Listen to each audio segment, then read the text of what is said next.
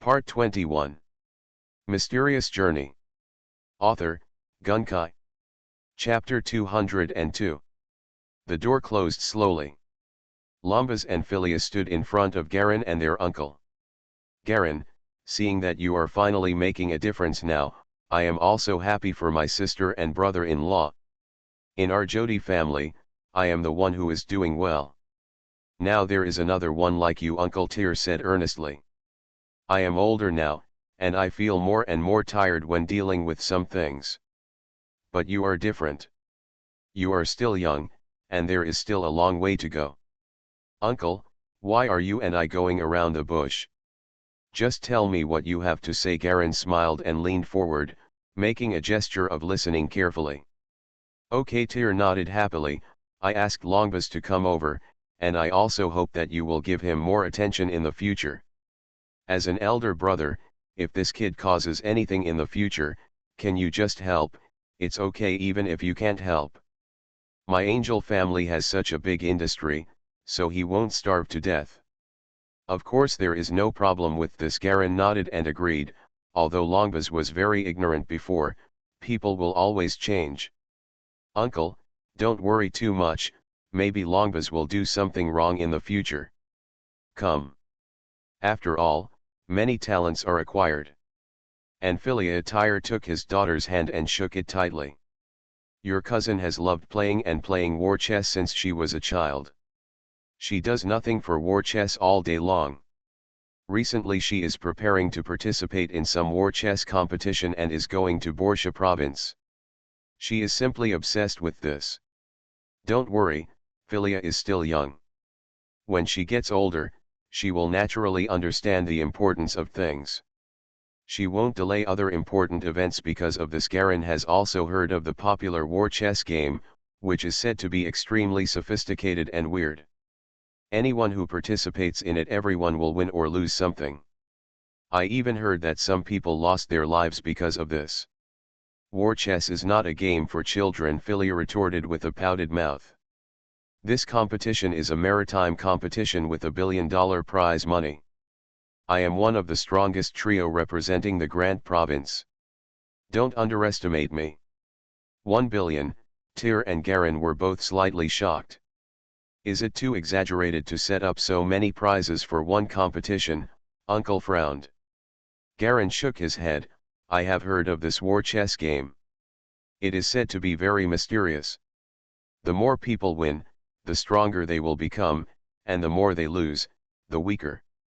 It is said that the winner will do everything will go smoothly. But those who lose often will have trouble. There seems to be rumors about this kind of chess being very mysterious and dangerous. Forget it, you just have to take care of it yourself. Tyr shook his head. I'll let Kai Rujin lead the team to send you there. Thank you, father. Philia suddenly became happy. Garin shook his head speechlessly. I started talking with my uncle about some planning issues regarding the development and layout of the province. In terms of employee welfare, we focused on accepting my uncle's proposal, and tied the entire Bayun sect into an interest group through real estate, medical benefits, safety benefits, etc., and tied the interests of everyone above and below together. In this way, each person's power and influence can be fully realized. This was very inspiring for Garin. He decided to apply this method of tying interests to other forces that were not long established. Black Label will separate the groups, including the mercenary group Cynthia Jack and others, as well as some newly joined elite martial arts masters. If they were all tied together with their subordinates, then even if something went wrong with the entire Bayun sect's subordinates, they would still be able to function normally without him. No big trouble.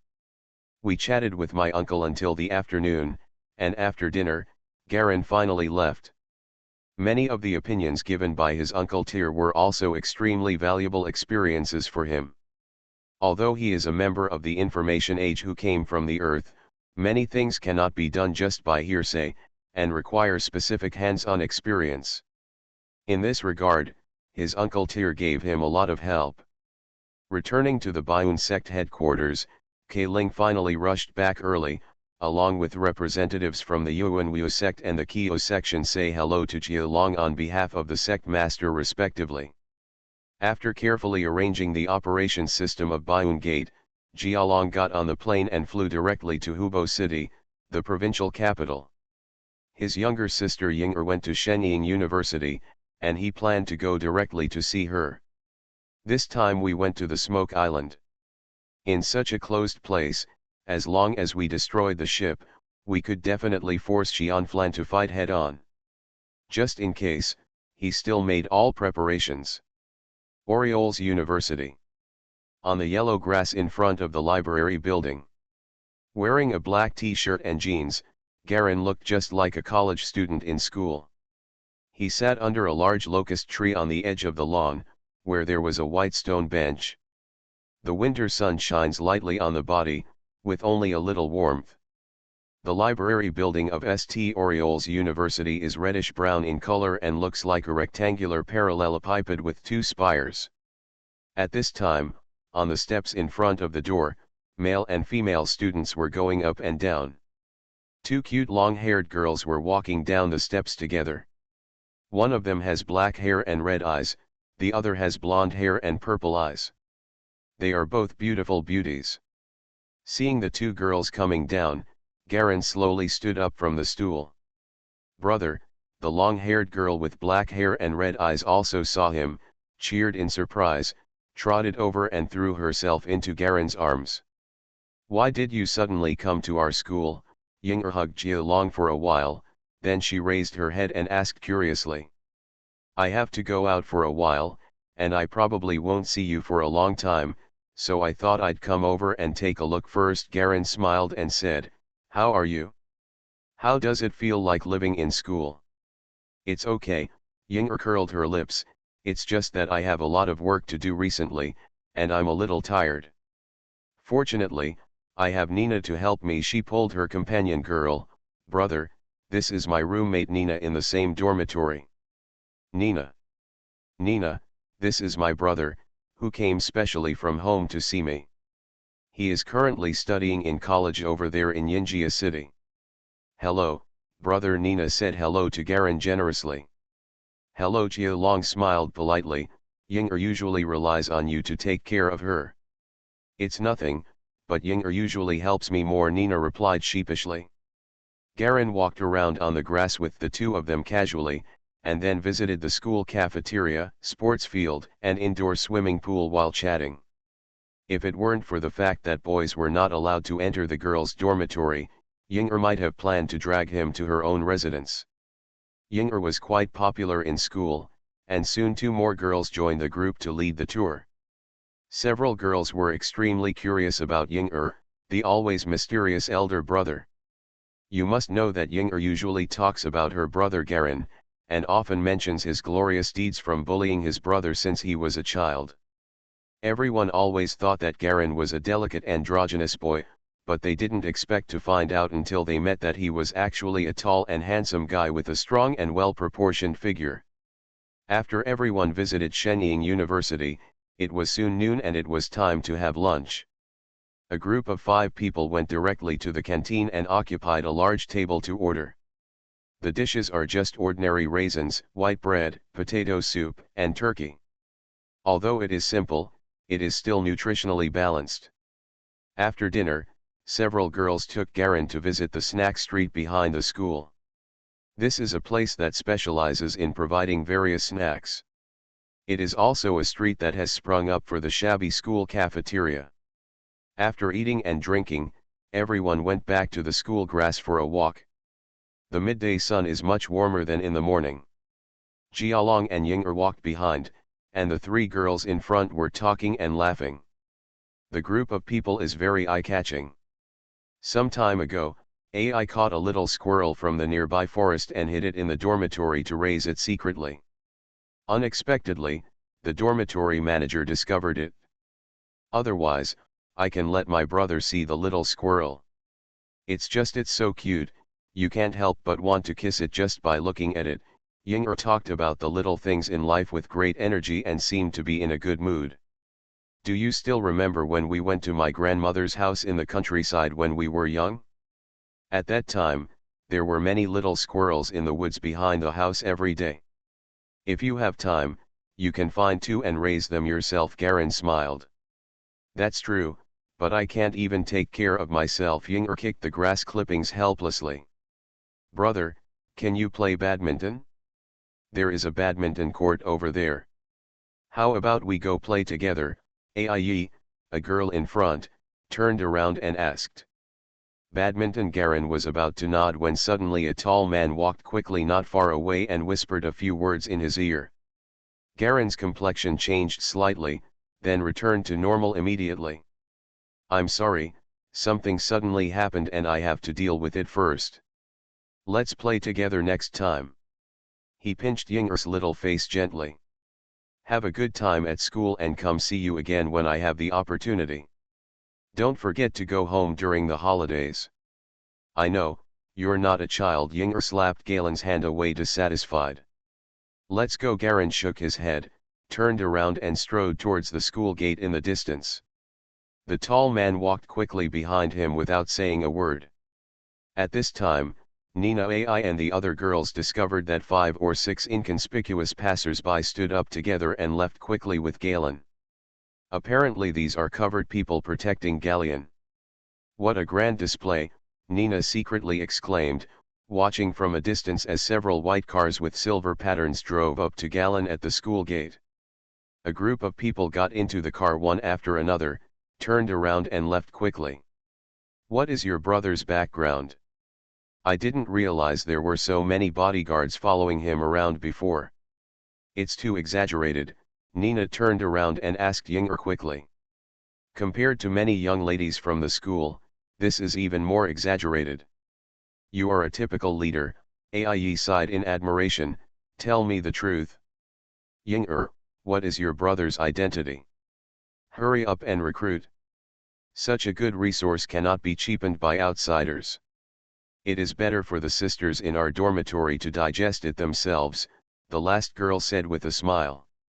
Yinger's face turned red, and she couldn't say anything even as she hesitated. Mysterious Journey. Author, Gunkai. Chapter 203. Garen sat in the car with his eyes closed and his brows furrowed. The man who reported the news was sitting in front of him driving.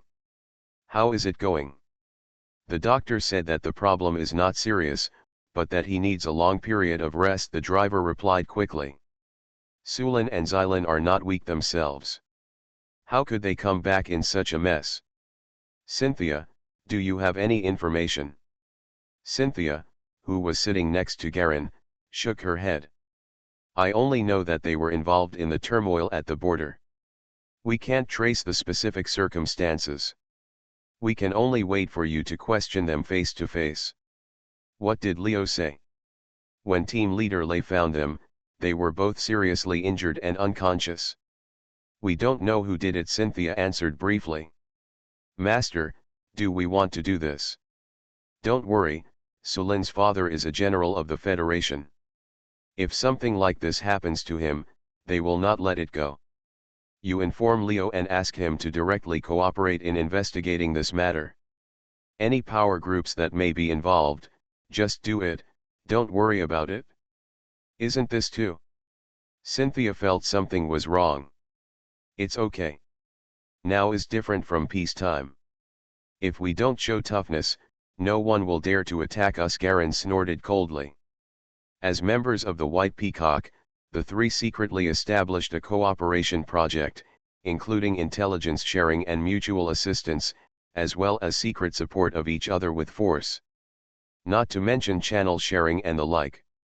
Now Bionman can get more intelligence and armed support through Siren's overseas forces. The Star Ring sect can also provide sufficient support in the military and political circles. The Bion sect secretly provides support and actions to the underground forces of the Star Ring sect, and can also share intelligence and help the Kraken to a certain extent. It can be said that the current three people's mutual interests have been tied up to a large extent. We took the car directly to the airport, but this time it was the people from the Star Ring Gate who arranged for military planes to be waiting. The military forces here are still stronger with the Star Ring sect. We flew directly to Yinjia City, and by the time we transferred to Sulin Manor, it was already past 9 o'clock in the evening. In the clean white bedroom room, Sulin quietly leaned back on the big blue bed, with his lower body covered by a blue quilt. The whole person was wearing white pajamas and looked pale. The hair that used to beat like fire seemed a little dull. Iracy was wearing a thick black windbreaker and black gloves and was feeding him medicinal soup. There was a strong smell of medicinal soup in the room, similar to the smell of Chinese medicine. Garin smelled it as soon as he entered the door and sat on the edge of the big bed with a slight frown. "How's it going? Is it better?" Sulin glanced at Garin with a wry smile. "I lost too much blood and almost couldn't come back. I told you not to run around a long time ago, but you just didn't listen. Now, I can't run anywhere. I can only stay in bed and not move," Iracy complained with extreme dissatisfaction. It was the first time that this young lady, who had always been naughty and elegant, got so angry. As she spoke, she stuffed the bitter medicinal soup into Sulin's mouth. "It's my fault. I shouldn't have ignored your advice." Okay, you go out first, and I'll have a good chat with Galen," Sulin said helplessly. "Okay, then you two can chat slowly." Iracy stood up and handed the last medicinal soup directly to Sulin. The latter understood immediately, took it over and drank it all in one gulp. Then he handed the bowl back. "Is this okay?" "Humph," Iracy snorted, turned around, strode out of the room, and closed the door behind her back. Suddenly only Garin and Sulin were left in the room. "Okay, tell me specifically what happened." Garin frowned and looked at Sulin. "With the strength of you and Celine, you shouldn't be injured like this." "Don't worry about this, I can handle it." Sulin didn't want to say more. "It's not about the cards, it's something else." "I can handle it myself." He also frowned and answered. "I was tricked this time. The other party is weaker than me in the first place, so it's even more unreasonable to ask you for help." Garin looked at him intently for a while. Seeing the absolute persistence in Sulin's eyes, he nodded slowly. "Okay, if you insist. Where's Celine? How's it hurt?" "She was much heavier than me. She was buried alive by the avalanche and almost froze to death," Sulin said helplessly. A chill flashed in Garin's eyes. "You are my friends. If something happens, I hope you can treat me as a friend." "Thank you." Sulin nodded seriously. "I said, we can handle this matter ourselves. If we really have to come out and ask someone to help us, Sulin, can't afford to lose face." He was actually very emotional in his heart. In his circle of friends, there were only two people who could categorically say that they wanted to help him get revenge. And one of them is Galleons. Just like this time, he and Celine encountered dangerous forces on the foreign border many times. When they mentioned that Garin was his brother, almost most people looked at them with contempt, while many forces immediately changed their attitude. Greet them in a formal manner as if you were a distinguished guest. Even many rogue gangs on the border are particularly afraid of them because of the reputation of Nantian Holy Fist's ex-heavenly general Jia Long, and do not dare to offend him. "Okay, thank you for coming to see me." Sulin patted Galen on the shoulder. "You are different now. The heavenly general of the Nantian Holy Fist sect, oh no, the second divine general. The master of the Bayun sect, the strongest fighter of the 12 South sects. Grant's underground king, the Holy Elephant Holy Fist, and all your reputation spreads everywhere. Tisk tisk. You are a big shot now. Even the Black Label Society has been directly annexed by you. You have 3 general-level fighters who dominate the southern part of the Federation. They are simply a cancer. What a tyrant." Garin watched him showing off his skills speechlessly. "It seems that your condition is indeed much better, and you are still thinking about making fun of me."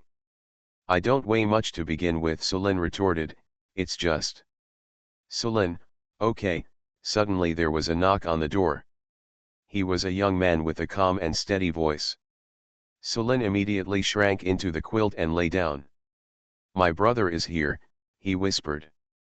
"Just woke up." Then he quickly responded loudly. Click, the door was pushed open. A tall man in a black trench coat walked in. He had the same short red hair as Selin, but even his eyebrows were red, and his eyes were as sharp and cold as the eyes of an eagle. Just looking at him gave people a strong sense of oppression. The man wore black leather gloves on his hands, with gold patterns on the cuffs. Garen knew about him.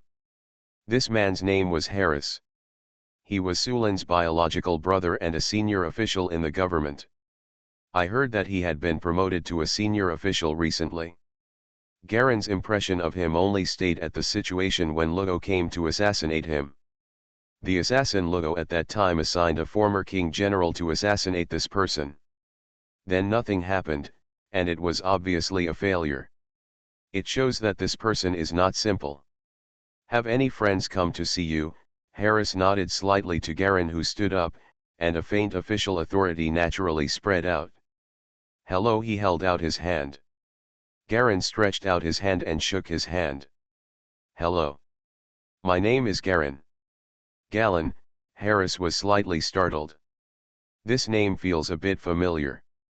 But as his brother's friend, he just nodded slightly. "Then I'll take my leave first." Garen nodded politely.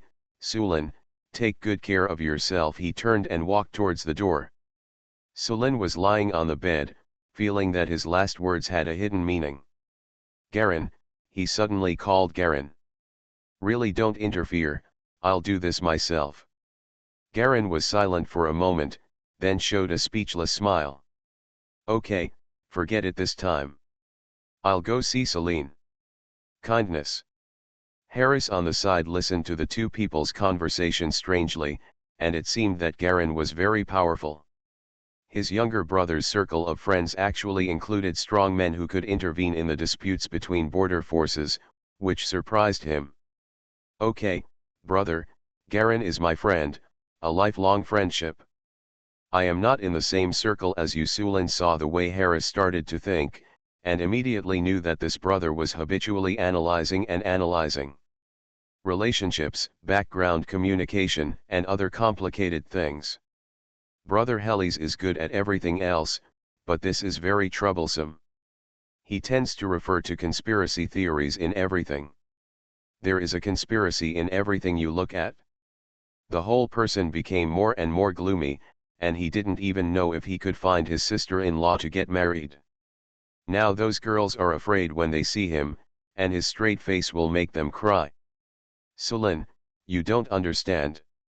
Our family is very powerful and has a deep background. If we don't want to make things complicated, we have to help others count their money if they are harmed. Sometimes there are too many people who want to take advantage of others," Harris said lightly. "They are not in the same system as us at all." Okay, don't talk about this.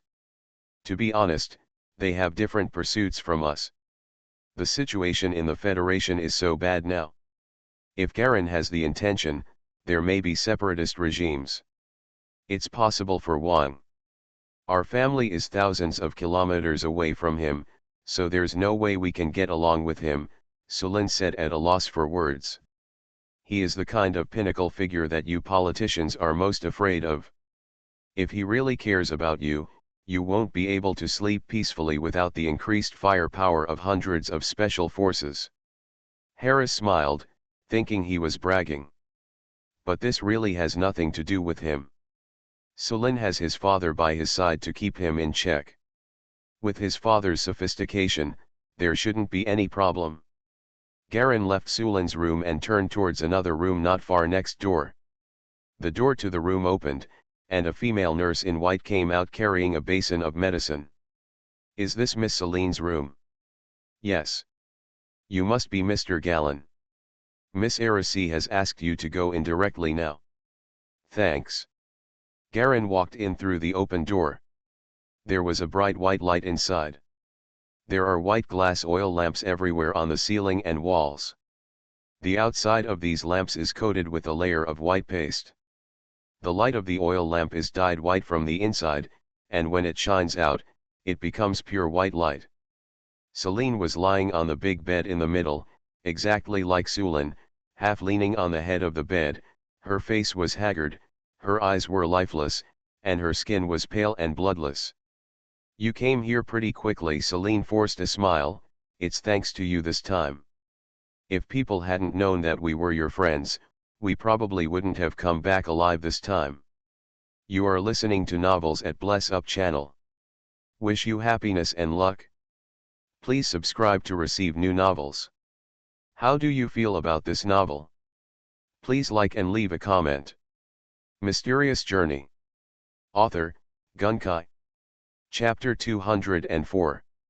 You know me, but you still dare to do such a heavy hand. Garin narrowed his eyes and said calmly. Don't blame them. They actually didn't know about this relationship at first. It wasn't until later that it became clear. Okay, let's not talk about this. Sulin and I will get up from where we fell. We can solve it ourselves, so don't worry about it. Otherwise, if you take action again, you will be very embarrassed this time. Celine shook her head helplessly.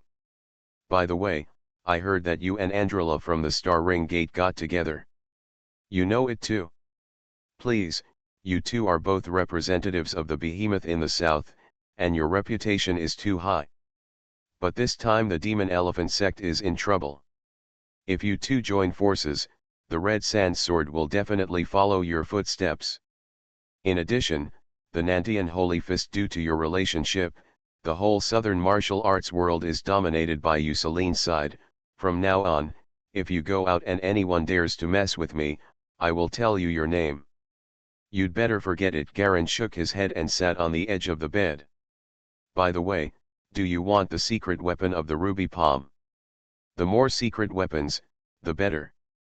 Of course they are needed. Are you willing to hand them all over? Garin looked at Celine amusedly. I've already passed it all to Sulin, so you can't delay it any longer. Besides, you might not like the ruby palm anymore. Xylin curled her lips. Who said that? Garin smiled. My Wu can enrich its arsenal without practicing it. If our Baiun sect wants to develop and grow, we are still far behind other major sects in this aspect. Besides, different disciples have different qualifications. If there are more secret martial arts, it might be possible to fully screen out the disciples' all-round qualifications. I'll give it to you later. Celine sighed and carefully looked at the current Garin. His eyes were a little envious and speechless. You are incredibly powerful now. Have you made a new breakthrough this time? You guessed it right. Where is that little tail? Why didn't you see it in the manor? Following the 8-armed Dragon King, that kid found out that he was amazingly talented in firearms, so he simply followed Yoda to the military base to play free shooting. It has been fully closed training for 2 months now. Celine said helplessly. Unexpectedly, it's outrageous that I, the #1 teacher, don't care. Garin chuckled softly. Okay, hurry up and tell me what's behind the ruby palm. It's rare that I have time, otherwise I'll have to leave again in a few days. Okay. One of them talks and the other notes. Celine only said it once, and all the contents were memorized by Garin. This made Celine, who had worked so hard to memorize the secret weapon, extremely unbalanced. The eyes looking at Garin have completely turned into envy and jealousy. Next, Garin stayed at the manor for 2 days, massaging and revitalizing blood for the two of them, and made sure that they were fine. Then he left the news that he might have to go out for a long time, so that the two of them could be mentally prepared. Leave. Later, Garin went to the Red Sand Sword Gate, discussed some matters with the gate owner, and visited Bio, who was already recovering and waking up. Then we went to the July Gate and the Round Dance Gate to visit respectively. Time flies by and it will soon be March. Garin's final stop will be at Weimarn City, the headquarters of Nantian Holy Fist section. The city of Weimarn is close to the Lark Mountains, from where the Lark Mountain waterfall is the closest. The retreat of Whitebird Holy Fist Perosa is Skylark Mountain Falls. He decided to wait here for Palasha to leave the customs and inform Palasha about the march agreement. This time we go to Smoky Island. If Palasha joins us, it will definitely be much safer. Otherwise, the three of them would not be able to deal with the number of people in Immortal Palace. Southern Holy Fist Sect. In front of the gate of a contiguous white building complex, a black stone tablet is inserted diagonally on the ground, with these words engraved on it with iron paintings and silver hooks. The federal letters were actually carved with a powerful artistic calligraphy. Garen stood in front of the stone tablet, with the masters coming to greet him from the Holy Fist sect behind him. He touched the stone tablet gently, with a look of surprise on his face. Who wrote the words on this tablet? He is the sect leader from the previous generation, Corbala, the general in the sect, explained with a smile. The Nantian Holy Fist sect is not a sect created randomly, but a large sect that once existed with a long history. I've heard about this. Garen nodded in agreement. He glanced at the experts around him. Standing behind them are two elders from the sect, whose strength is considered to be stronger than that of a fighter. It's not a problem to go out and start your own small section, even better than Fabiun back then. The people waiting in front were three middle-aged men and women whose strength was infinitely close to that of fighters. Although they probably couldn't break through at this age, it was still good to come out to support their appearance. Waiting under the gate not far away were two master fighters dressed in different clothes. Judging from his energy level, he should be weaker than a general at Kobela's level. There are three heavenly generals in the Holy Fist section. Garen is now revered as a divine general, as famous as Palasha and second only to him. His title is the second divine general. The vacant positions of generals will naturally be promoted by the fighters within the sect. As a sect that can compete with the Black Label Association, the Nantian Holy Fist sect cannot naturally only have three fighters, but there are still too few who can reach the level of Boxing King and General. Counting it all together, apart from Garan Palasha, the total number was no more than 5. Although it is not as good as the long-established sects such as Red Sand Sword Star Huan Man, it is already strong enough to be able to produce 5 fighters. This time Galen happened to be here, and the Nantian Holy Fist sect was holding an elite ranking competition within the section. In fact, he took this opportunity to announce the candidate for the new general. The leader of the sect, Bondi, has decided that all fighters at the level will be classified as generals. Anyway, the black mark will disappear now. Without a specific opponent, the Nantian Holy Fist sect will gradually loosen up. This title of Heavenly General is equivalent to a flag, and several fighters in the sect want to grab it. Since everyone wants it, let's just give each person one. One for each of the 5 fighters. There are also interest disputes among these new generals, so the elite ranking competition came into being. An opportunity to resolve the distribution of interests within the sect and demonstrate the strength of this lineage. The Nantian Holy Fist sect is originally an organization composed of various sects and factions. This kind of ranking competition is related to their own interests, and the fight is fierce. It just so happened that Garen met him as soon as he arrived. "Lord Garen, please," a middle-aged man who came forward said solemnly, and at the same time turned sideways to let Garen go first. "You're welcome." Garen smiled and strode forward. A group of people followed him closely, like stars surrounding him. Walking into the gate, there are square playgrounds divided into squares. The white playground is like a chessboard, with sparse martial arts practitioners standing on each square. Some of them are only in their teens, and some look to be at least in their 50s or 60s, which is a huge range. Shouts and shouts kept coming from the playground, which seemed full of energy and vitality. Garen, led by Corbera, walked to the left along the playground. A group of people surrounded him, which was very eye-catching. Soon, everyone came to a large venue at the top on the left. The outer walls of the venue were grey and the architectural style looked like it had been used for court trials. Outside the venue, Bondi, the master of the Holy Fist sect, and the Great Elder were already standing on the steps waiting for Garen. Welcome, Lord Garen, the second God General. Anyway, the title is up to you, just don't call me Holy Elephant, Garen replied with a smile.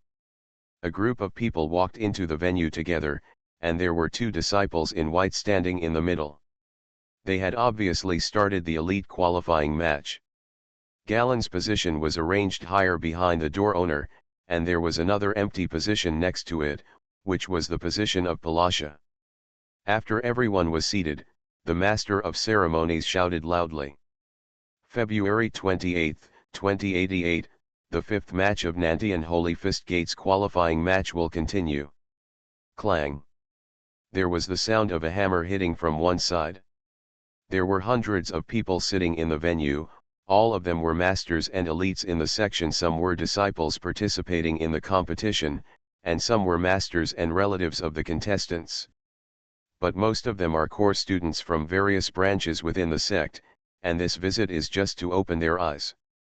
As soon as the sound of the hammer was heard, the two players in white suddenly became nervous in the small round field in the middle of the field.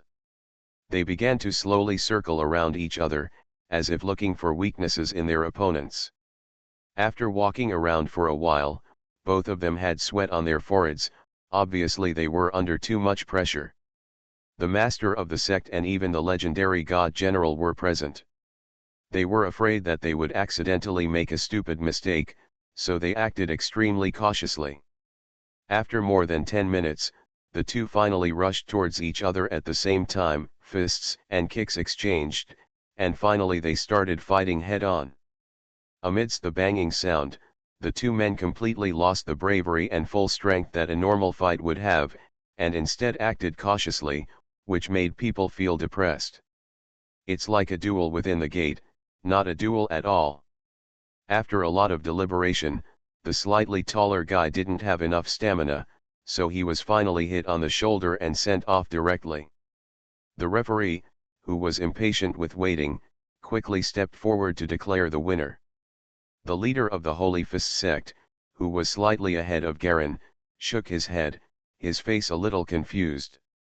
You were too careful, and you obviously couldn't let go.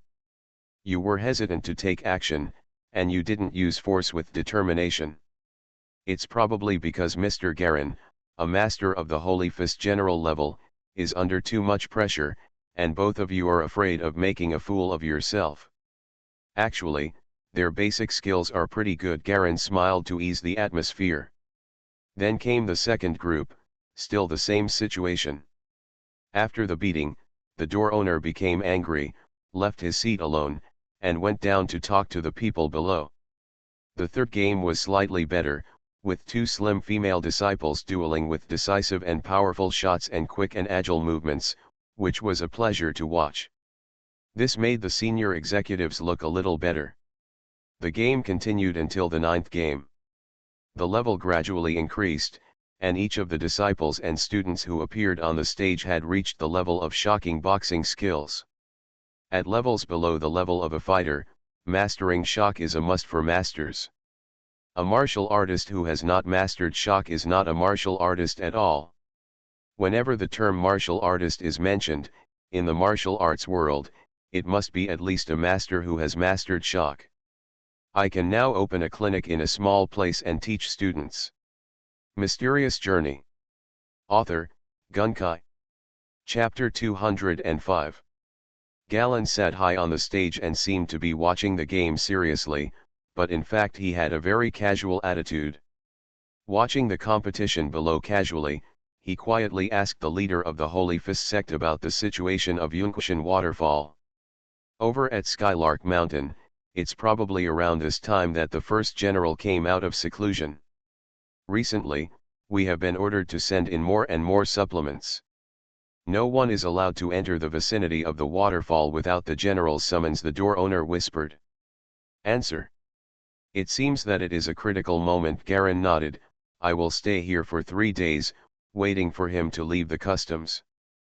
Please inform him when you send someone to deliver daily necessities. That's no problem. Bundy, the owner of the door, nodded. This man is the nephew of Holy Fist Palasha, and he has been trained by Palasha since he was a child. But even so, his qualifications are good, but he is still far away from the realm of Holy Fist. Now he is at the level of an average fighter. Bondi glanced at Galen and asked tentatively, "Does General God have any opinions or suggestions regarding the current situation in the Federation?" "Why did you think of asking me this question?" Garen smiled. "I heard that the God General has a good relationship with the upper echelons of the Federation and he also holds important positions in the Federation," Bondi answered carefully. "Oh? This news spreads quickly," Garen said noncommittally. The sound of victory or defeat came again from below. "East Branch Aisha Freya wins." Garen glanced down and answered casually, "Although I have a temporary position with the Federation, I have only been exposed to a very small part. I am not very clear about these aspects. Just a little suggestion." Bondi looked serious. "Now that our Nantian Holy Fist sect has no external enemies, it seems to be gradually scattered. Without external pressure, the various sects that were originally grouped together also have the idea of separating again. If we are not careful, we may have to split again." After looking at Garen's face, he continued, "The situation in the Federation is unstable and precarious now.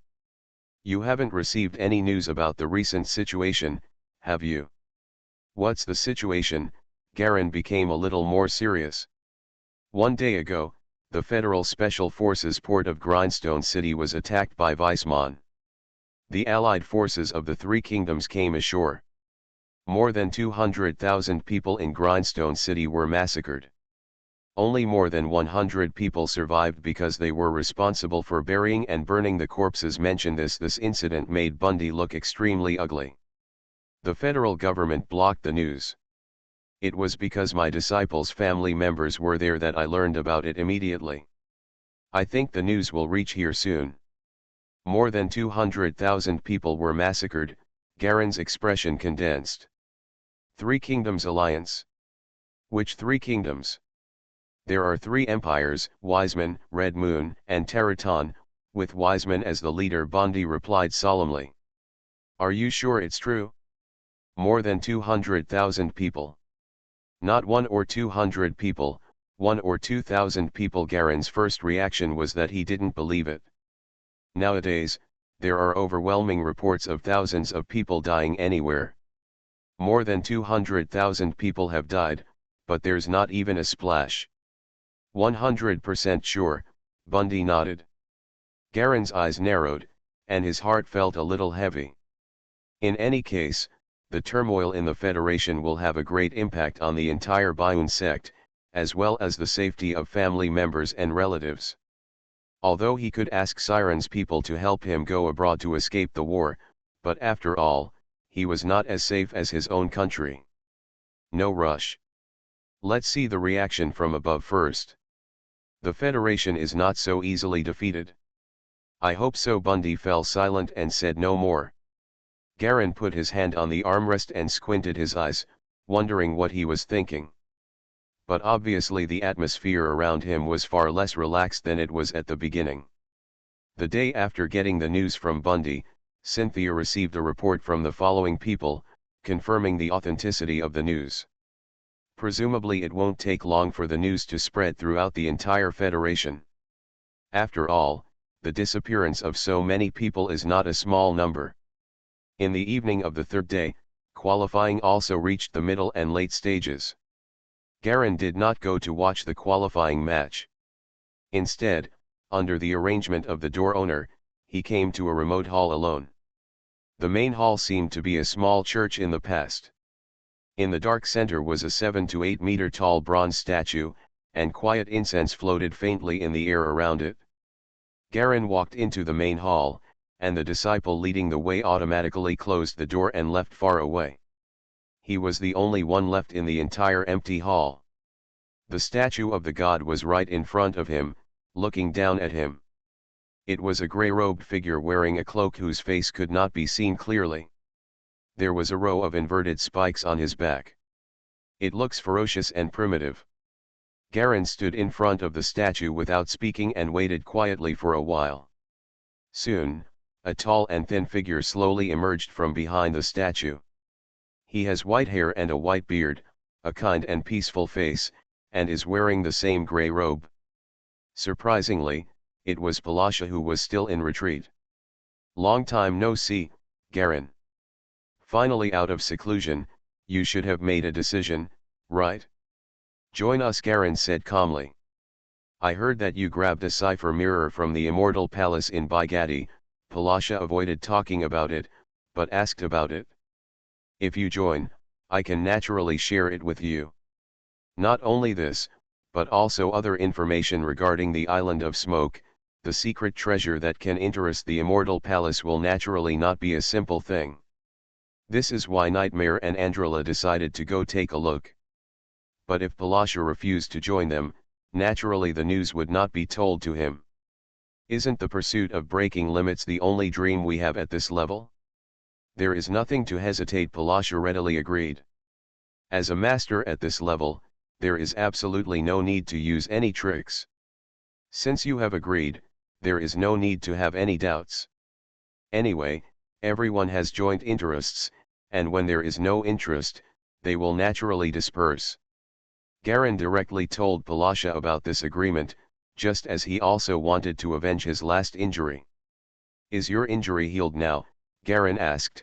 Last time we snatched the silver mirror from the Immortal Palace. This time we may have to deal with the people of the Immortal Palace head-on. Please be mentally prepared. Don't worry, even if it's not good, Xianflan will only be worse than me, Palasha answered affirmatively. If there is really something worth doing, I won't drag you down. Then let's go there together. No, I have to arrange some chores during this time. Okay. See you there, Hilda. Well, see you, Hilda. Garen turned around and walked out of the hall, and the door slowly closed. Palasha watched him leave, and then a trace of solemnity flashed in his eyes until the sound of footsteps completely disappeared. This guy actually became stronger again. This time I have prepared a big gift for you. After leaving the main hall, Garen could clearly see that Palasha's condition had entered the past, but he seemed more confident than before. Although I don't know what trump card this guy has prepared, it's okay. In such a precarious period, the stronger the companions, the better. After notifying the situation here, Garen carefully considered his various affairs this time. There are two last things left. He took the arranged car at night and quietly left the Nanti and Holy Fist section head to Ocean Current, the federal capital. That's where Feinstein is now, and more importantly, the Golden Ring's intelligence shows that the top leader of the Demon Elephant Gate, Marshal Ulan. At this time, he had agreed to a private meeting with Garen. The two sides will formally meet in the capital, a bustling city where dragons and snakes are mixed. All along, under Garen's initiative, the Bayun sect, the Star Ring sect, the Red Sand Sword, and the entire southern martial arts community have launched multiple encirclement and suppression operations against the Demon Elephant sect. After Garen directly killed Clark, the master of the Demon Elephant Gate, he also snatched the blood of immortality he had just obtained. Recently, the Star Ring sect, with the cooperation of various intelligence sources, has surrounded and suppressed a secret stronghold of the Demon Elephant section. It can be said that in the entire southern martial arts world, there is almost no place for the Demon Elephant sect to gain a foothold. Originally, there was news from the Demon Elephant Gate that they hoped to have a formal and public meeting with Garen. But he was rejected by Garen. Then the Baigati Silver Mirror incident happened again. As soon as the news spread, the Demon Elephant sect was not very proactive at first, but this time it became much more active. I have contacted the Bayanman intelligence branch many times, hoping to have a formal meeting with Garen. After several attempts, the other party actually invited a powerful lieutenant general from the top of the Federation to act as a mediator. Only then did Galen agree to the talks, but they could only be private talks. The location is located in Yangliu City, the capital city. Jinhuan mobilized heavy troops to surround and guard it. Apart from the talks on the Elephant Gate, Finestein's troubles just happened to be solved this time. Garen's return page does confirm Finestein's dilemma. Being a friend and helping the leader is nothing, and besides, this is not a big deal to him now. On the plane. Under the starry sky at night, dots of blue starlight reflect on the smooth body, reflecting a gorgeous mirror-like luster. The four-winged black military transport plane moved slowly above the clouds, and below it was an endless sea of blue-black clouds. The plane seemed like a black bird flying slowly on countless blue cotton seas, with wisps of clouds floating around it from time to time, and flew towards the full moon in the distant sky.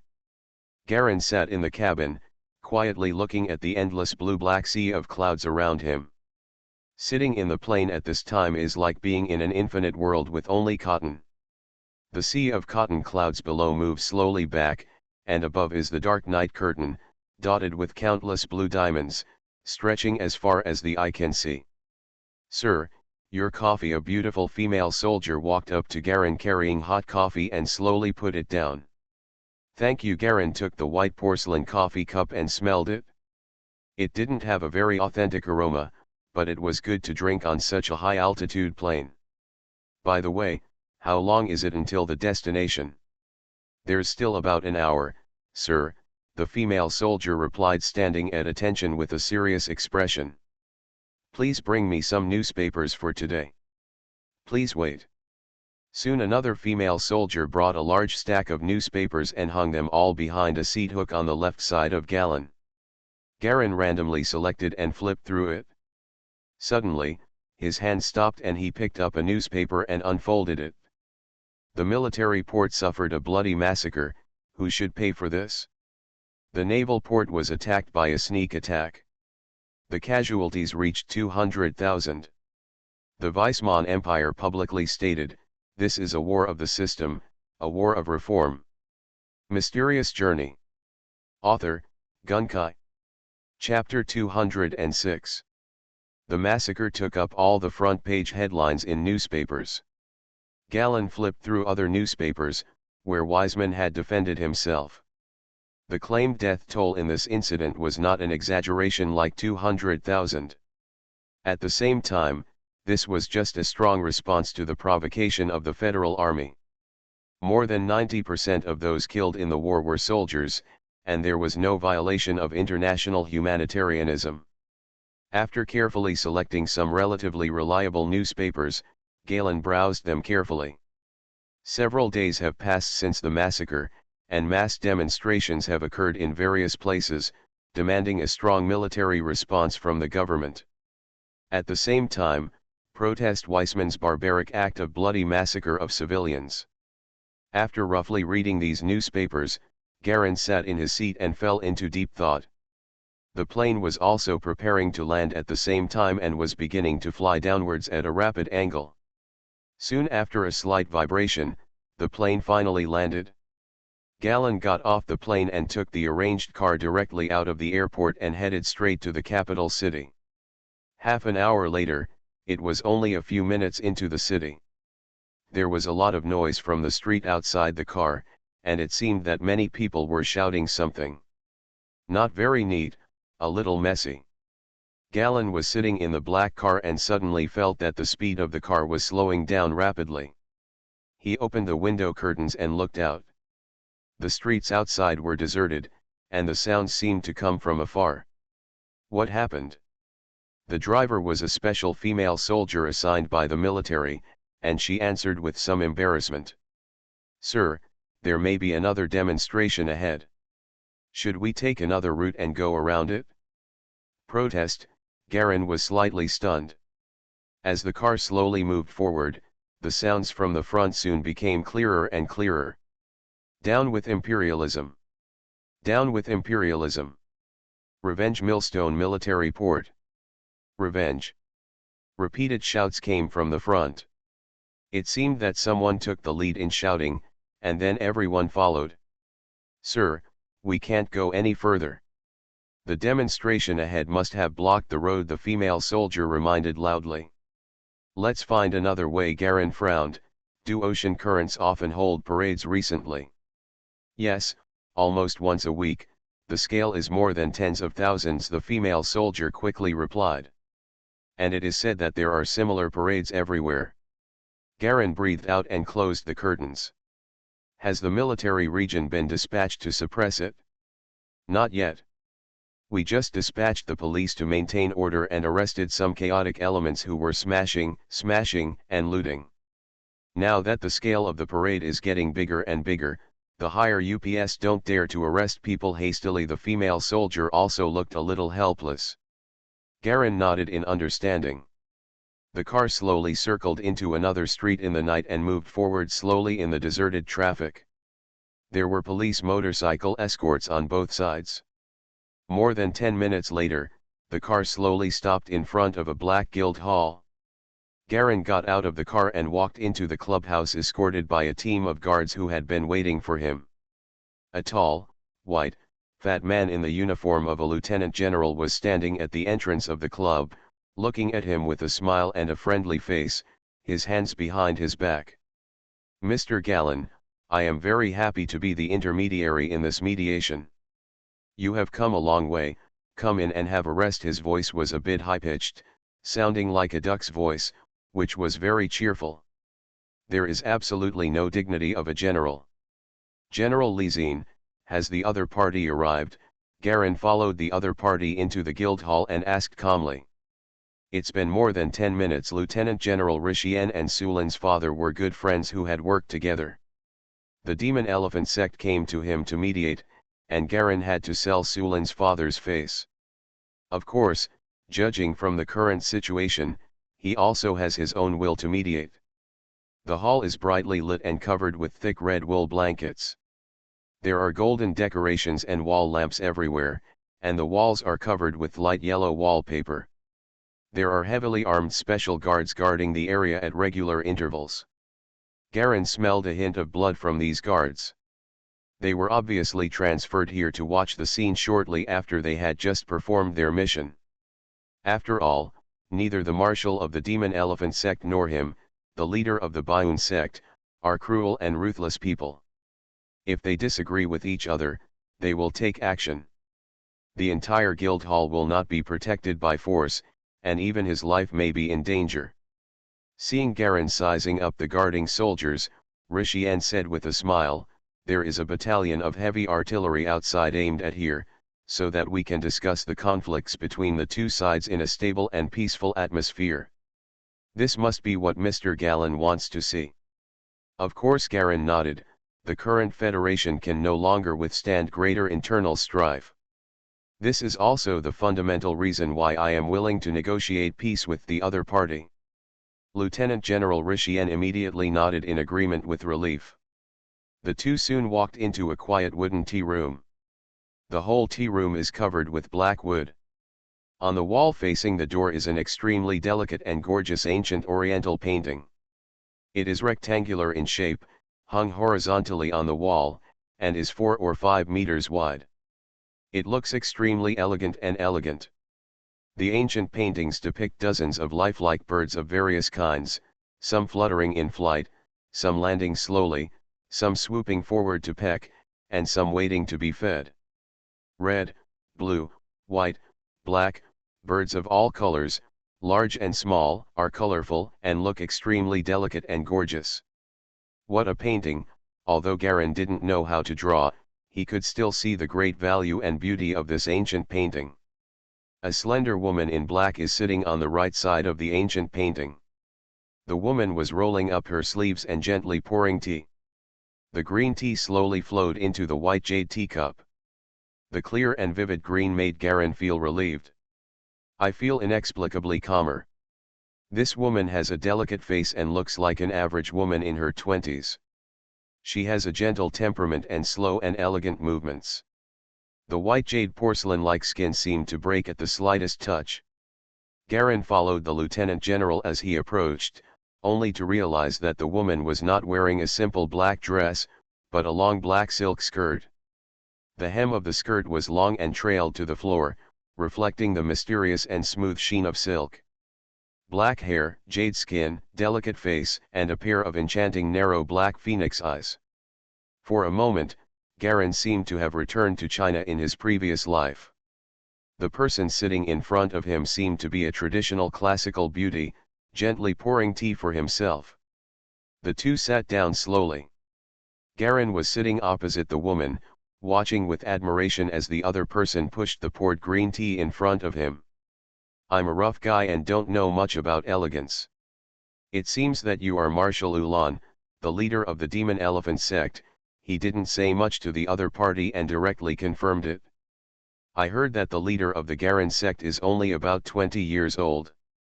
Now it seems that he doesn't have the immatureness of a 20-year-old youth at all. It's really incredible." The woman smiled. "Yes, I am a member of the Demon Elephant section Ulan. Martial leader is just a title, not worth mentioning in front of you. Time is running out. I still have a lot of things to deal with, so let's not go around in circles. The current domestic environment does not allow us to continue internal friction, and the situation in the Federation is very troublesome. As for the matters against your family, I believe you should also know that these matters are not. I wasn't the one who started it. It was you who incited my senior sister to betray the family first." Garin calmly explained the cause and effect. "This matter is indeed our fault, but the Bayun sect was not within the scope of our fear before. This situation only appeared after you came to power. It is the law of nature that the weak eat the strong. Now that you are strong, there is no reason for us to collide with each other anymore. Both sides suffer." The woman paused. "That's what I mean when I ask General Rishien to mediate. Only the strong have rights worthy of respect." "So what do you mean? We give up in the south and withdraw completely?" Ulan calmly took a sip of tea. "We have also exposed Clark's matter, so we don't owe each other anything. How can you still come up with any tricks in the south?" Garin sneered. "I already have it under my control. This condition is completely insincere." "Young man, don't be too arrogant." A chill flashed through the woman's eyes. "You are strong, but do you really think that the little strength you see is all we have? Am I arrogant? You took the initiative to apply for mediation, but you didn't want to show any sincerity at all, and you still said that I was arrogant." Garen's face turned cold. "Don't think that I don't know that your headquarters is in the north. At worst, we will go to war, but I want to take a look. Is the Demon Elephant Gate stronger or weaker than the Immortal Palace?" Okay, don't get angry, both of you. Since both of you are willing to come to mediate, it's obvious that you are here with sincerity. For my sake, each of you will take a step back." Li Xin spoke at the critical moment. His face was kind and smiling. "In this way, for my sake, the Demon Elephant sect withdraws from the south. When future actions involve the south, it must be discussed with the Bayun sect in advance. And the Bayun sect will not pursue it anymore. In the future, it will inform the Demon Elephant sect in advance when it goes to the north. This will rule the north and the south. What do you think? What if something goes wrong without reporting it?" Marshal Ulan sneered. "Then being killed is none of my business." Garin regained his previous calmness.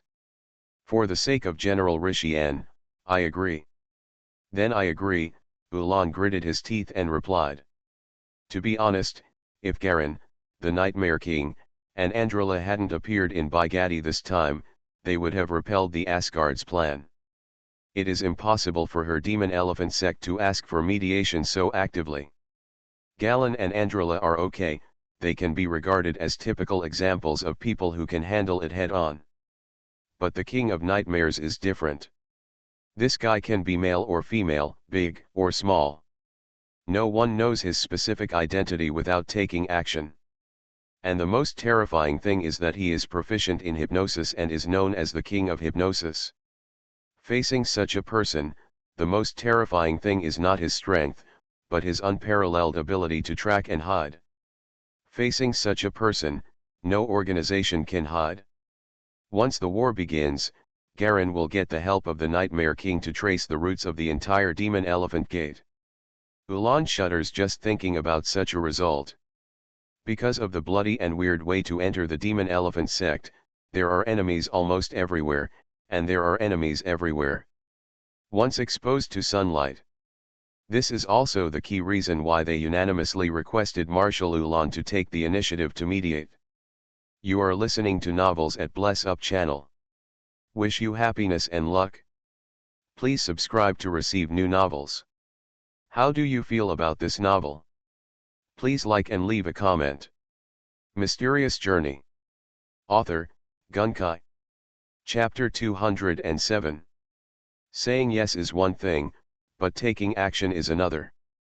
Woolen squinted at Galen for a while, then took a sip of tea. I heard that the leader of the Jialong sect successfully intercepted the Immortal Palace group in Baigati. This matter has now spread in the martial arts world. Woolen put down the teacup and clapped his hands gently. We, the masters of the Demon Elephant sect, heard that the leader of the Jialong sect agreed to come to meet with us, and they are eager to learn the master's peak hard Qigong. Garen's expression did not change. The masters of the Demon Elephant sect would not give up until they experienced the power in person. Now I'm obviously here to explore the bottom. I have also heard that the Demon Elephant sect likes to absorb talented and potential masters from various sections. The fighters they cultivate must be far better than the average. It's just a good time to see them. Since the sect master has agreed, please ask the general to arrange the venue. Wu Lan smiled slightly and stood up slowly. I have two of the strongest masters under the marshal of the Demon Elephant section. I believe they will not disappoint the sect master. I hope so. Garen stood up and said no more. Lieutenant General Rishian had already anticipated the situation. He stood up at the same time and led the two of them out towards a small door on the left. Passing through a long and narrow wooden passage, the three of them quickly arrived at the large cement field behind the venue. The venue was circular in shape, and was densely surrounded by thousands of guards, all of whom were armed to the teeth. There are already two people waiting there on the right side of the field. Seeing the three people here coming out, the leisurely posture of the two of them standing and squatting suddenly stopped. Garen looked at the two people carefully. They were a man and a woman. The man had disheveled hair and stubble on his face. He was wearing a white long coat that looked like a bath towel, but his eyes were a strange green, like a cat or a wolf. The woman has a slender figure and wears the same tight-fitting leather jacket as Cynthia, but in red. The waist swayed softly a few times, and the arms twisted as softly and bonelessly as a snake. In contrast, her skin was frighteningly white, like a patient recovering from a serious illness. A pair of red eyes stared at Garen, with a hint of cruelty. Red, white. The Lord of the Garen Gate wants to learn the essence of the martial arts of our Demon Elephant Gate. Which one of you will show it first? Ulan walked up to the two of them and asked with a chuckle. I'll go first. The man with loose hair was probably the Bai Wu Lan mentioned. He took a step forward and stood in the middle of the field. He raised his right palm, and 5 transparent crystal blades as thin as cicada wings suddenly lit up between his fingers. It's rare to see a top fighter who can compete with the Immortal Palace in decades. I would like to learn the magical skills of Master Jialong. The man sneered twice. Please. Neither Woolen nor Beihung actually mentioned a key point. Those two people brought out by the Demon Elephant sect, together with Ulan himself, are the 3 strongest people in the entire Demon Elephant section. The most important thing is that the 3 of them have fought against the Immortal Palace head-on, and they also escaped unscathed. If Immortal Fran wasn't too perverted, Immortal Palace might not be able to suppress the Demon Elephant Gate. The Demon Elephant sect has been around for decades, and the butterfly knife by Kalandu, who was in the same era as Xian Flan, is a top master who escaped across the sea from Lanzhou. The Blue-Eyed Butterfly Assassination Organization was established in Lanzhou and was rampant for a while, but was later wiped out by the Immortal Palace due to conflicts of interest. Garen held his fingers lightly and walked forward slowly. Blue-Eyed Butterfly by Kalandu. I didn't expect you to be alive and join the Demon Elephant section. Do you know me? Bai Kalandu was stunned for a moment, then smiled nonchalantly. Compared to the fact that you, the leader of Baiun sect, became famous throughout the Federation in just a few years, it is still far behind. You are a legendary old-timer. Garen smiled, Since you have already retired, why are you still looking for death? The old guy should just stay in a wheelchair and spend his remaining years. Your mouth is quite powerful. I wonder if it's the same with your hands. Calendar's face remained unchanged and he still said calmly. Would you know if you take a look at it? Garen stood with his hands behind his back, his eyes gradually narrowed. Neither of them could take advantage of their words, so they simply didn't bother to say more and just looked at each other carefully. Call. A cold wind blew. Calendar disappeared instantly, silently, and without a trace, as if he was completely invisible. Garen was stunned for a moment and carefully felt the movement around him, but found no trace of this person at all. Laugh. He tilted his head, and a spark suddenly appeared on the left side of his face, and something sharp and transparent cut across his face. Interesting. Assassination sword skills. This is the first time Garen has faced this mysterious martial art. Although Palasha was known as assassination boxing, in fact, the boxing skills he performed in an upright manner are no longer assassination boxing. Hiss. Another spark appeared on his right arm. The harsh grinding sound that made people's teeth sore continued to echo in the air. The eyelids of Wu Lan and the red woman beside them were twitching. They were very aware of Bai's cutting power. Even Anceloto didn't dare to stand like this and let him cut him. Can face galleons. Lieutenant General Rishian on the side felt even more numb. It's unbelievable. The human body can actually reach such a strong hardness, he kept muttering in a low voice, looking at Garen as if he were a freak. Hiss. Another spark exploded from Garen's chest. Garen suddenly laughed ferociously and threw his left arm back, making a sharp sound as the air was knocked out. In a daze, a shadow staggered and disappeared into the air, obviously being brushed aside by the attack at this moment. Don't say I don't know how to respect the elderly. Garen took back his left hand and looked at the faint traces of blood on his fingertips. He walked forward slowly, and sparks continued to explode on his upper body. After each spark, Calendar's figure must have been brushed aside by him. Laugh. Another shadow stabbed hard at his left ear hole. This is also the only place on Garen's body where the defense is weaker. Calendar held his breath and concentrated all his strength on the sharp knife in his hand. His body was rotating in mid-air, and his arms were also rotating at high speed, like the drill bit of an electric drill. It's over. Suddenly Garen's voice sounded from his ears. A huge force hit his waist fiercely. Calendar's complexion changed slightly, and the tip of the knife in his hand instantly slid down, blocking it in front of his waist.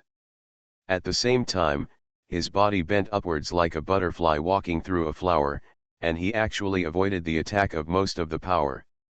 Boom!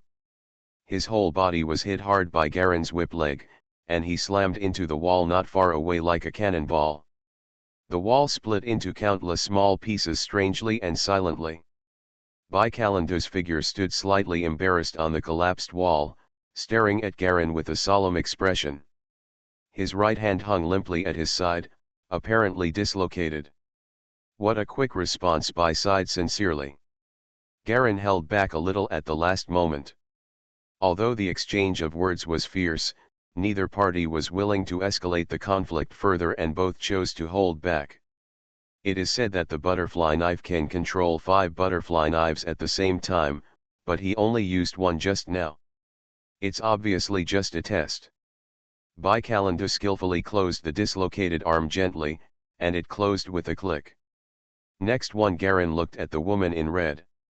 Hong took a step forward, her whole body was filled with a light fragrance, and the breeze blew through and penetrated into Garen's nose, making her feel relaxed and happy.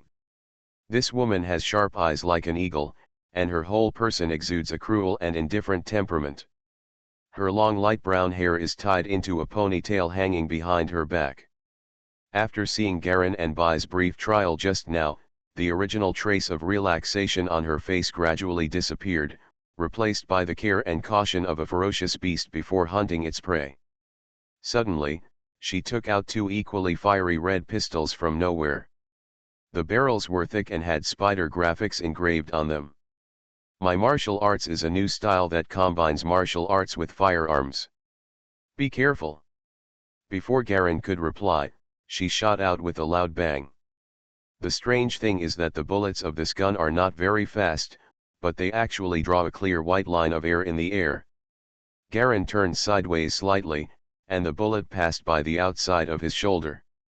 Bang!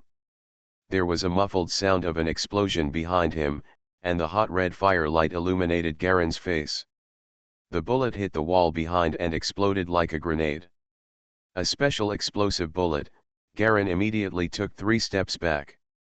Bang bang bang. There were 3 explosions in a row, and 3 balls of red flame exploded on the wall behind him. Even he didn't want to try such an explosive bullet himself. Who knows how powerful the explosion inside is? If it is powerful enough to break the defense, and if toxins are added, it will be a real shipwreck in the sewer. The only thing he is still afraid of now is such high explosive thermal weapons. Just as he stepped back and stood still, a red shadow suddenly flashed in front of his eyes. Hong actually started fighting in close combat. 2 barbs extended from the butt of the pistol, stabbing Garen like a storm of fangs. The 2 of them were almost completely close to each other, standing in the middle of the field with the sound of dense metal collisions constantly coming out. The red color on the front of Galleon completely turned into a ball of flame, like a red spider with 8 legs. Its trajectory was mysterious and unusual. Her attack route is completely different from that of ordinary martial artists. Instead, she uses spikes to penetrate her lower body and other vital places. However, the speed is extremely fast and the angle is tricky. Garen had never encountered such an obscene attack method before, and he couldn't get used to it for a while, so he was forced to retreat continuously. His belt was torn, causing Garen to quickly reach out and grab the belt to prevent his pants from falling down. As the leader of a sect and the strongest fighter in the South, his reputation and image are a major drawcard for the entire force. And as a man, if this woman makes him run naked on the spot, then even if he wins, he actually loses. Hong Jiao laughed, jumped upside down easily, and fired 2 bullets in the air. Bang bang, 2 balls of fire exploded beside Garen at the same time, and the force of the shock caused him to keep retreating. Hearing Kurene's laughter, Garen got a little angry. The opponent either drilled into his lower body or aimed at his butt, and the attack routes were all targeted at his vital points. Although he was invincible in hard Qigong, he couldn't resist this kind of attack which was so despicable. Just as he stood firm, he immediately saw Hong standing upside down and jumping down. The 2 spikes made a piercing scream and went straight between his legs. Mysterious Journey. Author, Gunkai.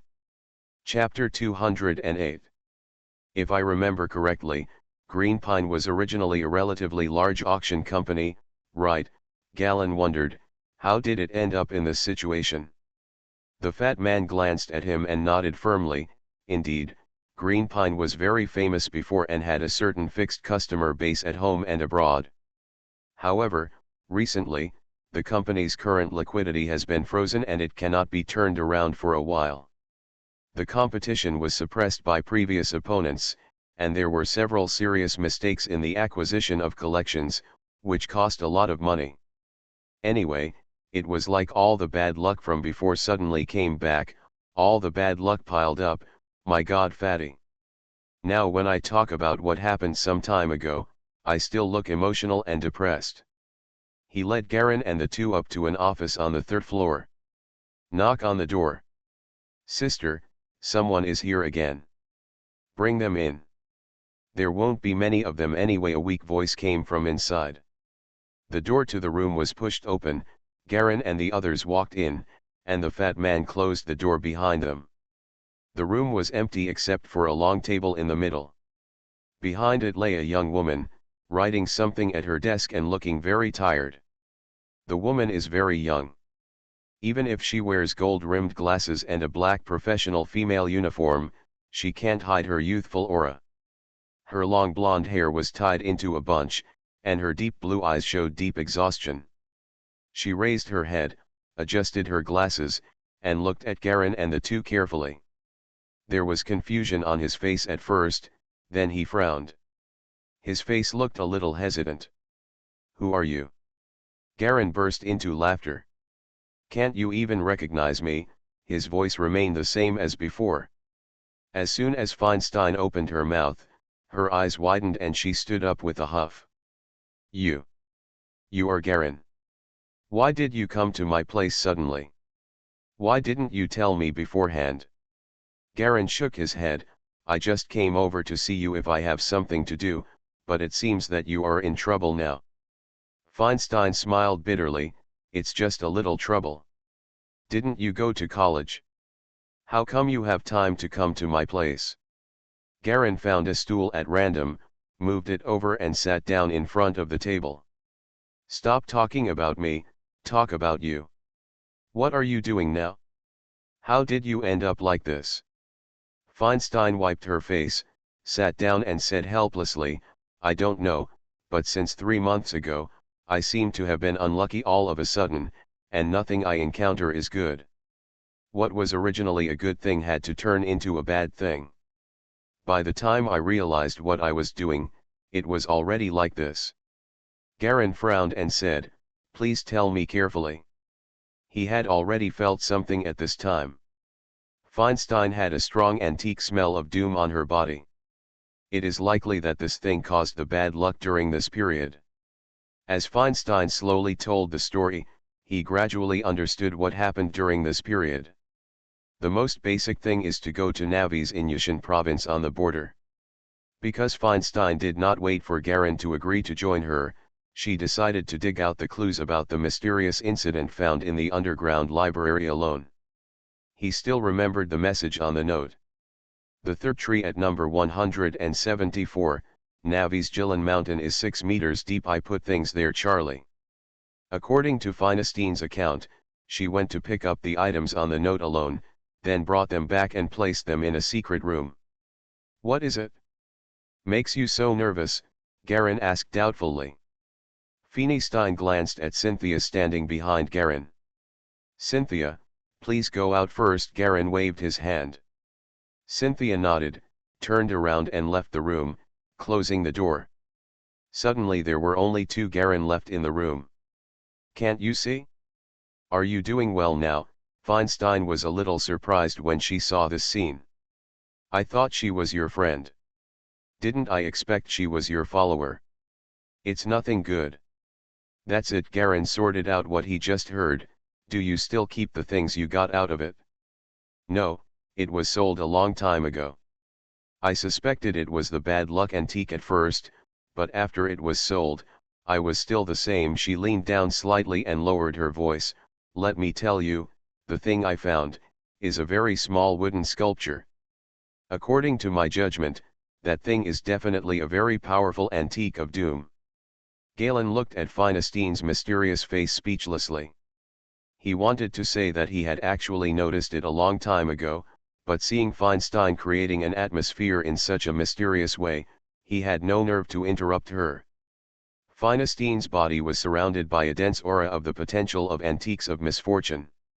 It was obvious that she had been exposed to antiques of misfortune for too long, and the accumulation would take at least a few months of bad luck to be consumed.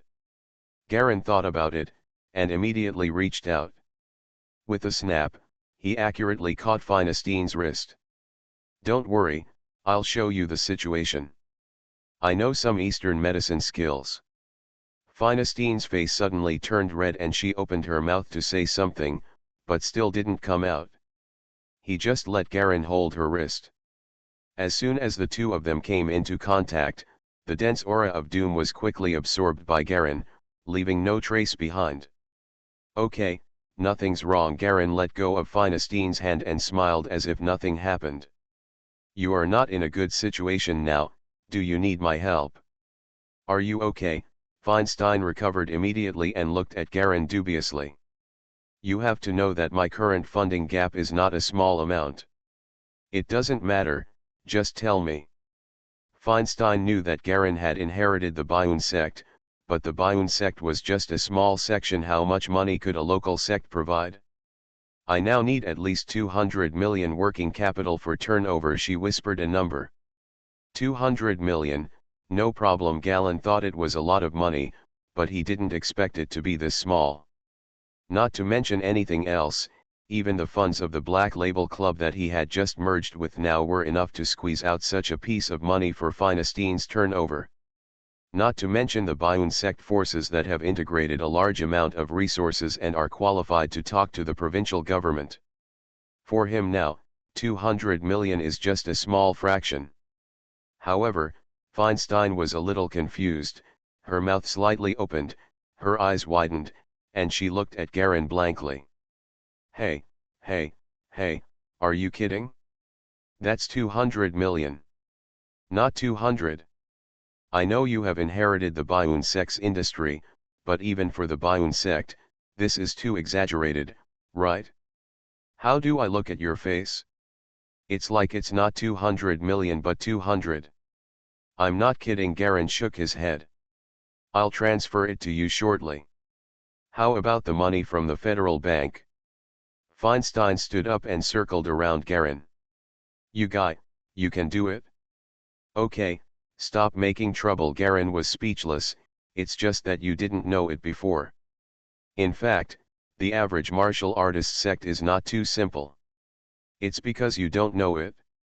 Okay, I don't know. But are you sure you're not joking?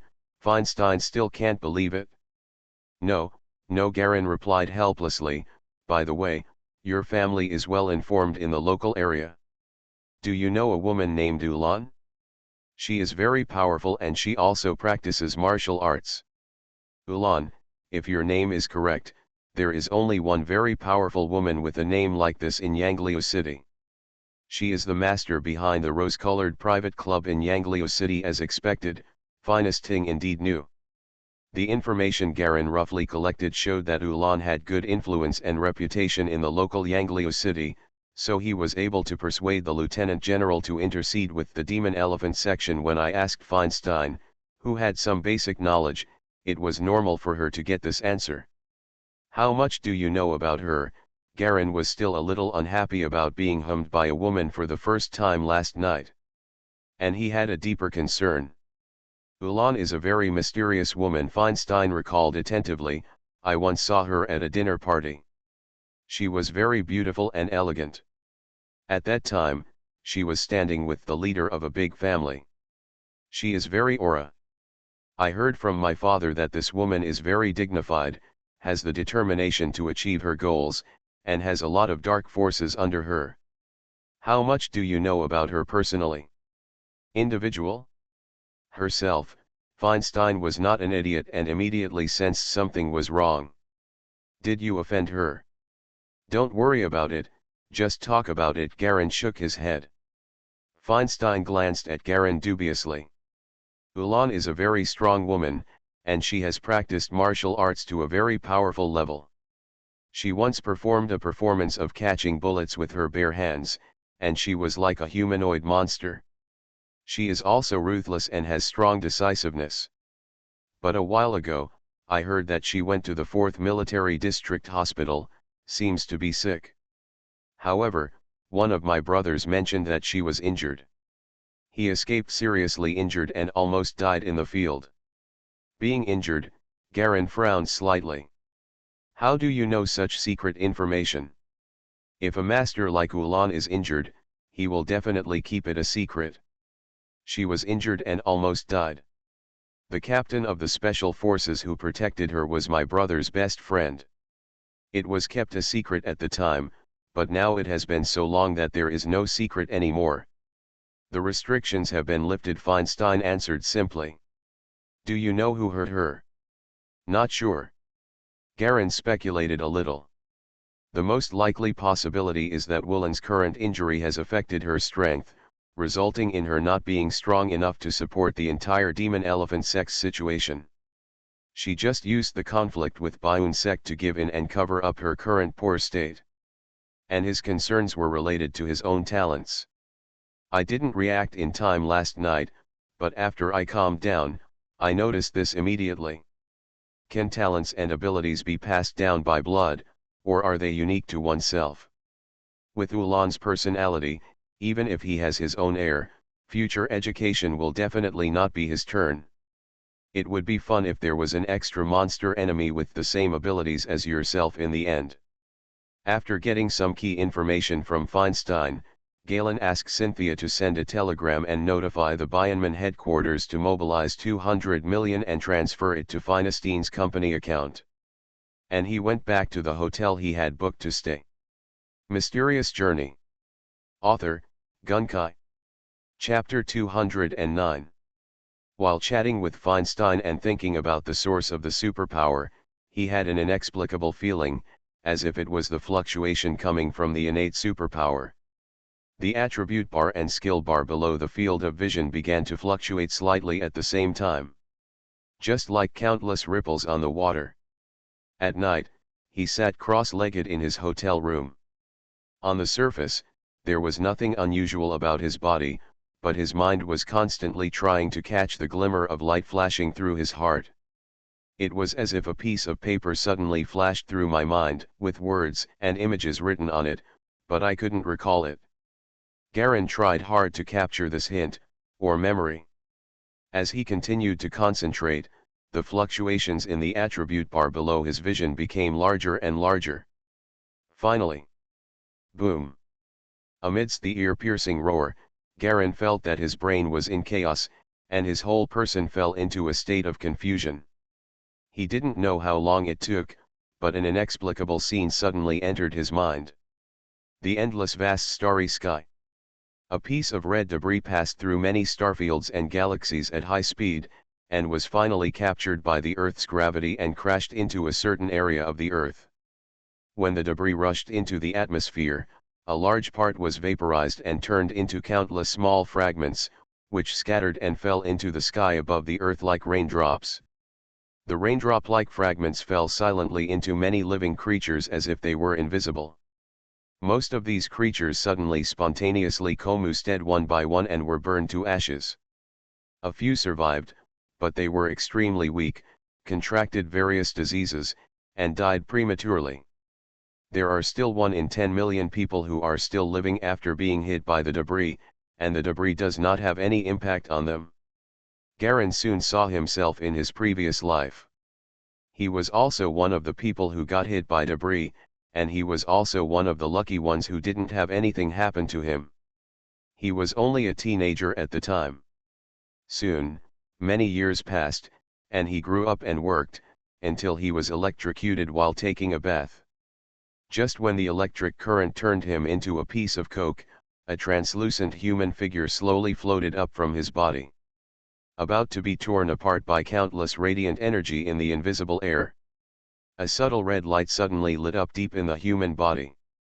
This light was a bit of powerful energy bred from each person's unique life, body, memory, and soul.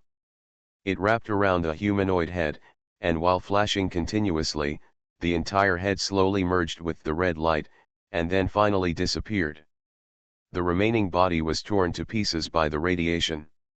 Strangely, Garin also saw other people who were hit by red fragments and survived. Those people either died of illness or died without illness.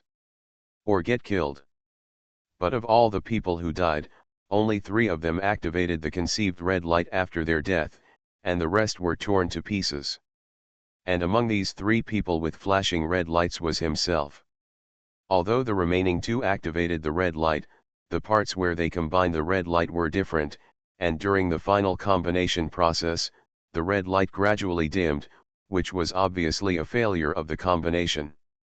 Therefore, among all the humans on Earth activated by countless red fragments, he was the only one who successfully combined, and he was also the head.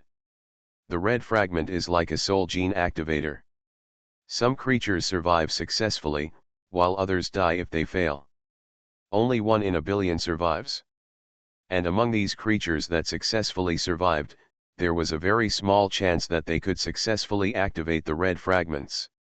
Among the activated creatures, it also needs to successfully combine with red light. The binding sites are also different. After Galleon combined with the red light, the head soul wrapped in red light slowly floated in the universe, flashing from time to time in completely unfamiliar areas of the universe. Finally, he was caught up in a cosmic storm and blown to this planet, where he merged with a young man named Garen. As he continued to wander in the starry sky, Garen gradually understood the function of this red fragment. It is a natural soul mutation activator that only works on the soul. An activated soul can produce countless different effects, some useful and some useless. Some are strong and some are weak. Moreover, different binding parts produce different effects. He was very lucky to have a head union, and even more lucky that he was able to wander in the starry sky, encounter a planet of intelligent creatures and obtain a fused body before his consciousness was completely annihilated. The starry sky and the universe are endless. If you drift in such an environment for a long time, no matter how powerful your consciousness is, it will gradually be worn away.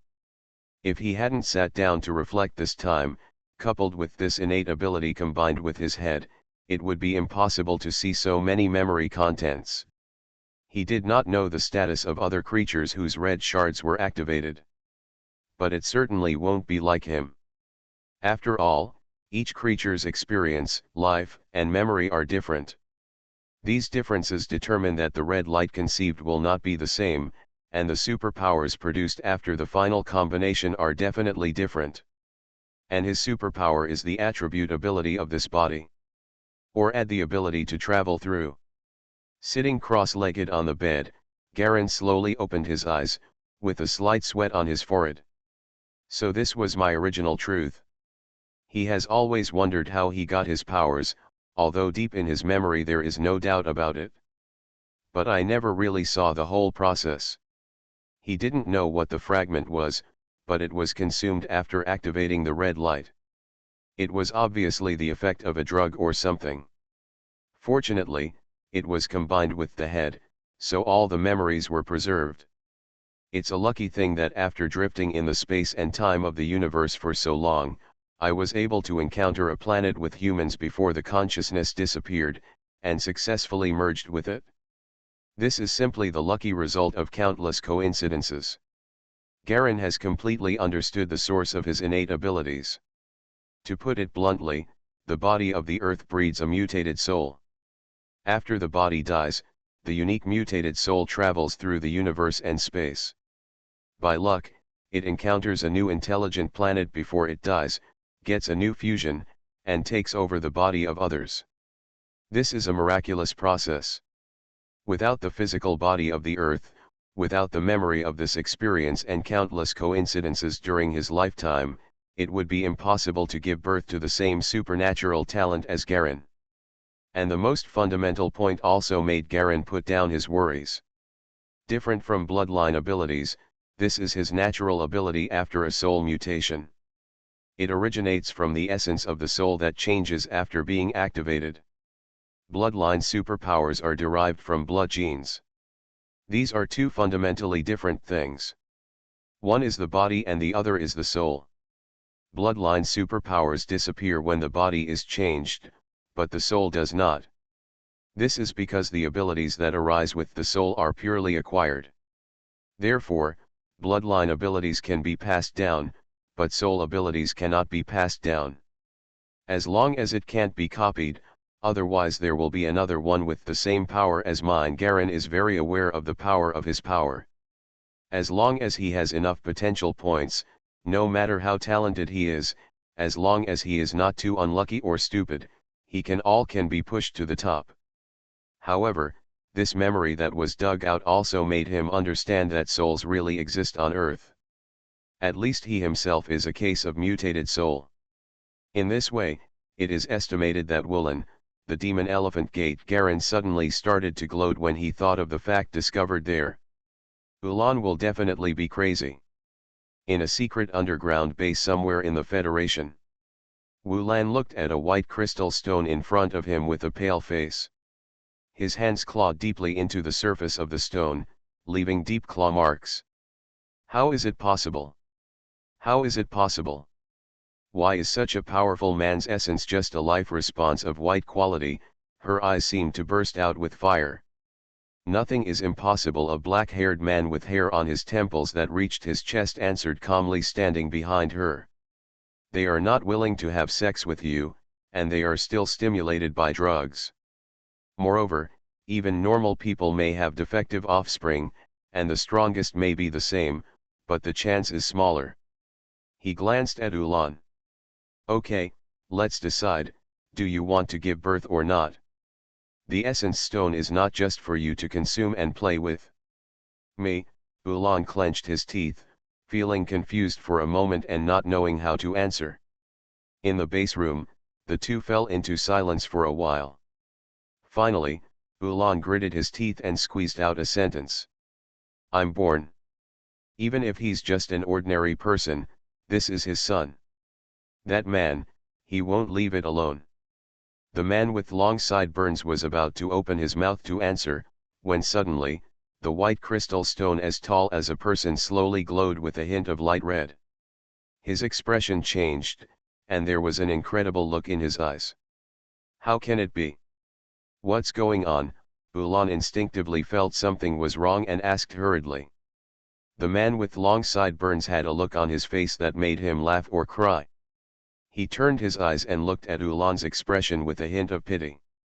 During the test, the man's essence weakened and died because his vitality was too low. In other words, professionally speaking, the survival rate was too low. "So you can't give birth even if you want to?" Ulan suddenly became stunned. "That's me," her voice trembled. The man with long sideburns looked at her with pity. Ulan was dumbfounded.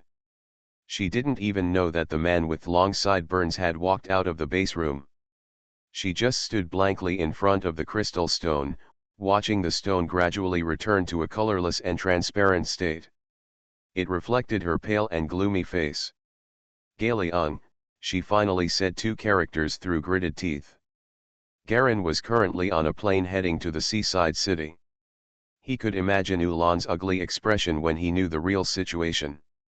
But no matter what, he still had a special feeling in his heart for this essentially first woman.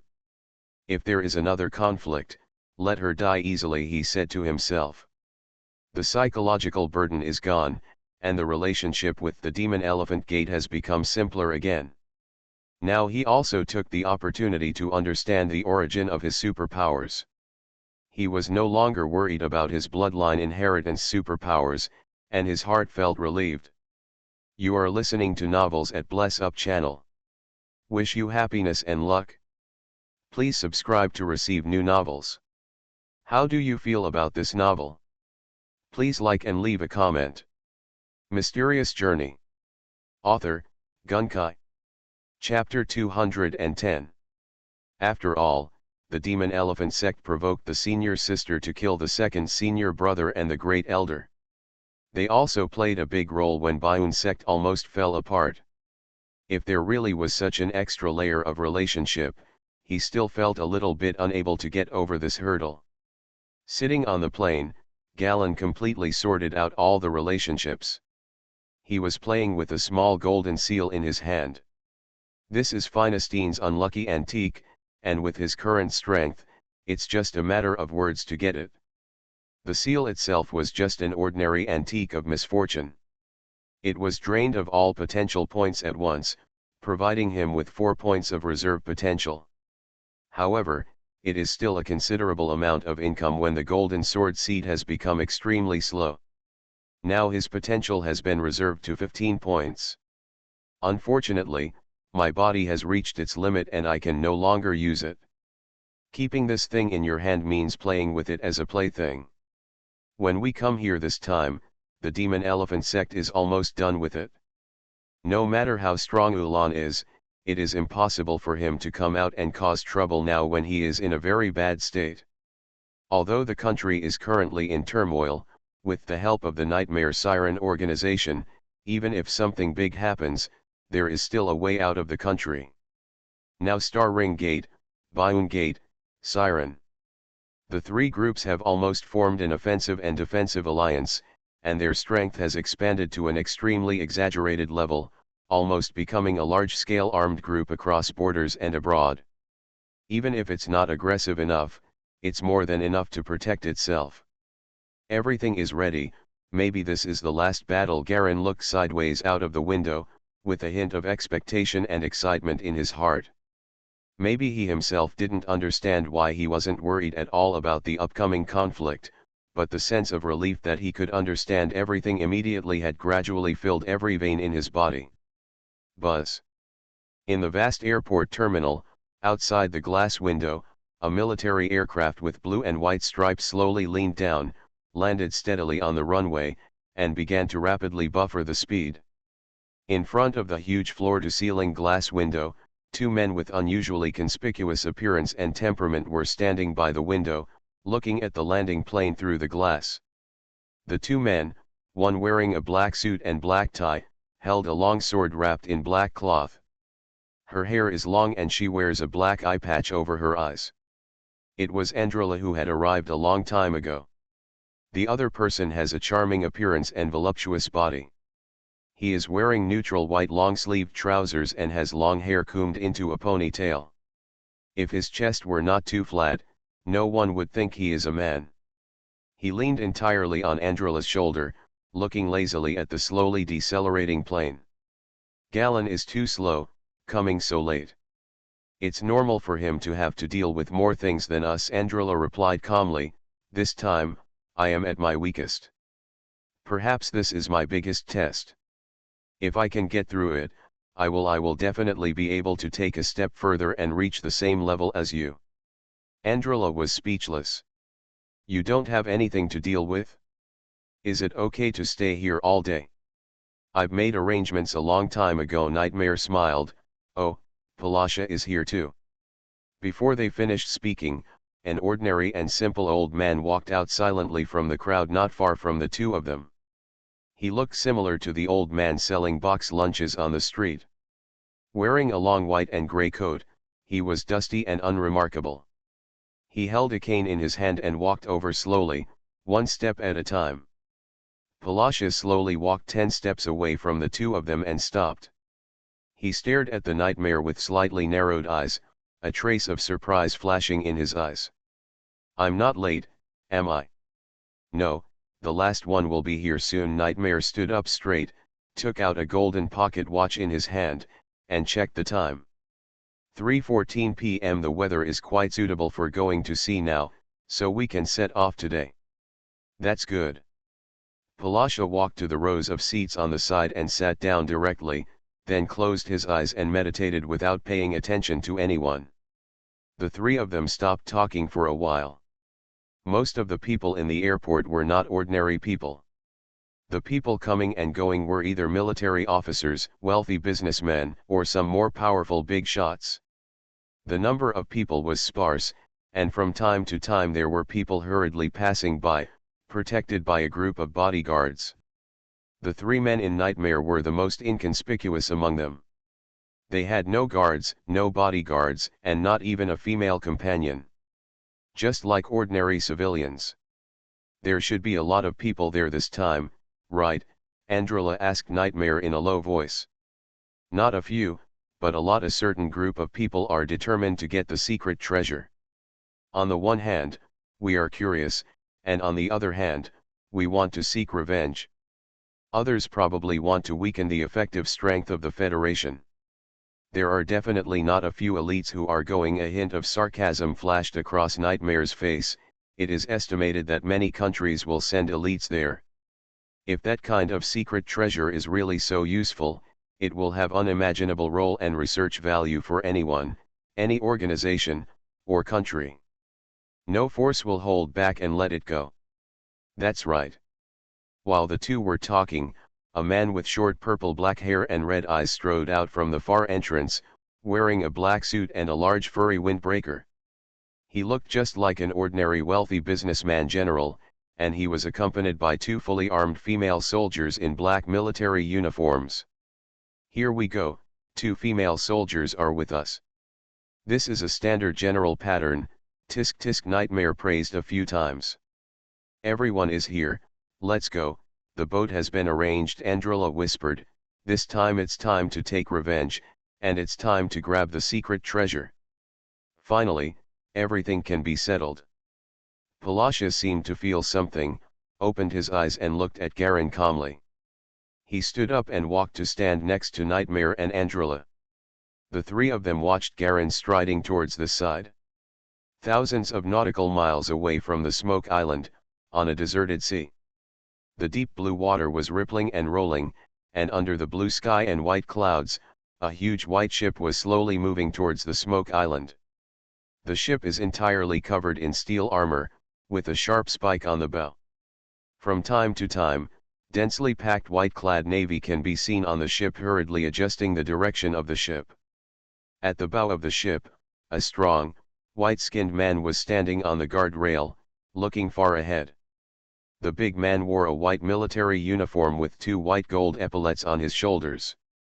His chest was exposed, and a large tuft of black hair on his chest was clearly visible. "How long until we get to that island?" he asked inarticulately, biting a toothpick in his mouth. "We can arrive in the evening." "Probably." A serious-looking blonde female adjutant next to him hesitated. "Who are the people here this time? Is there anything worth noting?" the big man asked, spitting out his toothpick. "The authenticity of the secret treasure has been confirmed this time. All countries think it is extremely valuable. There will be no less than 30 forces participating in it. Among them, the most noteworthy ones are Chiarudo, the Arctic king of the Five Stars continent, and the assassin's spear.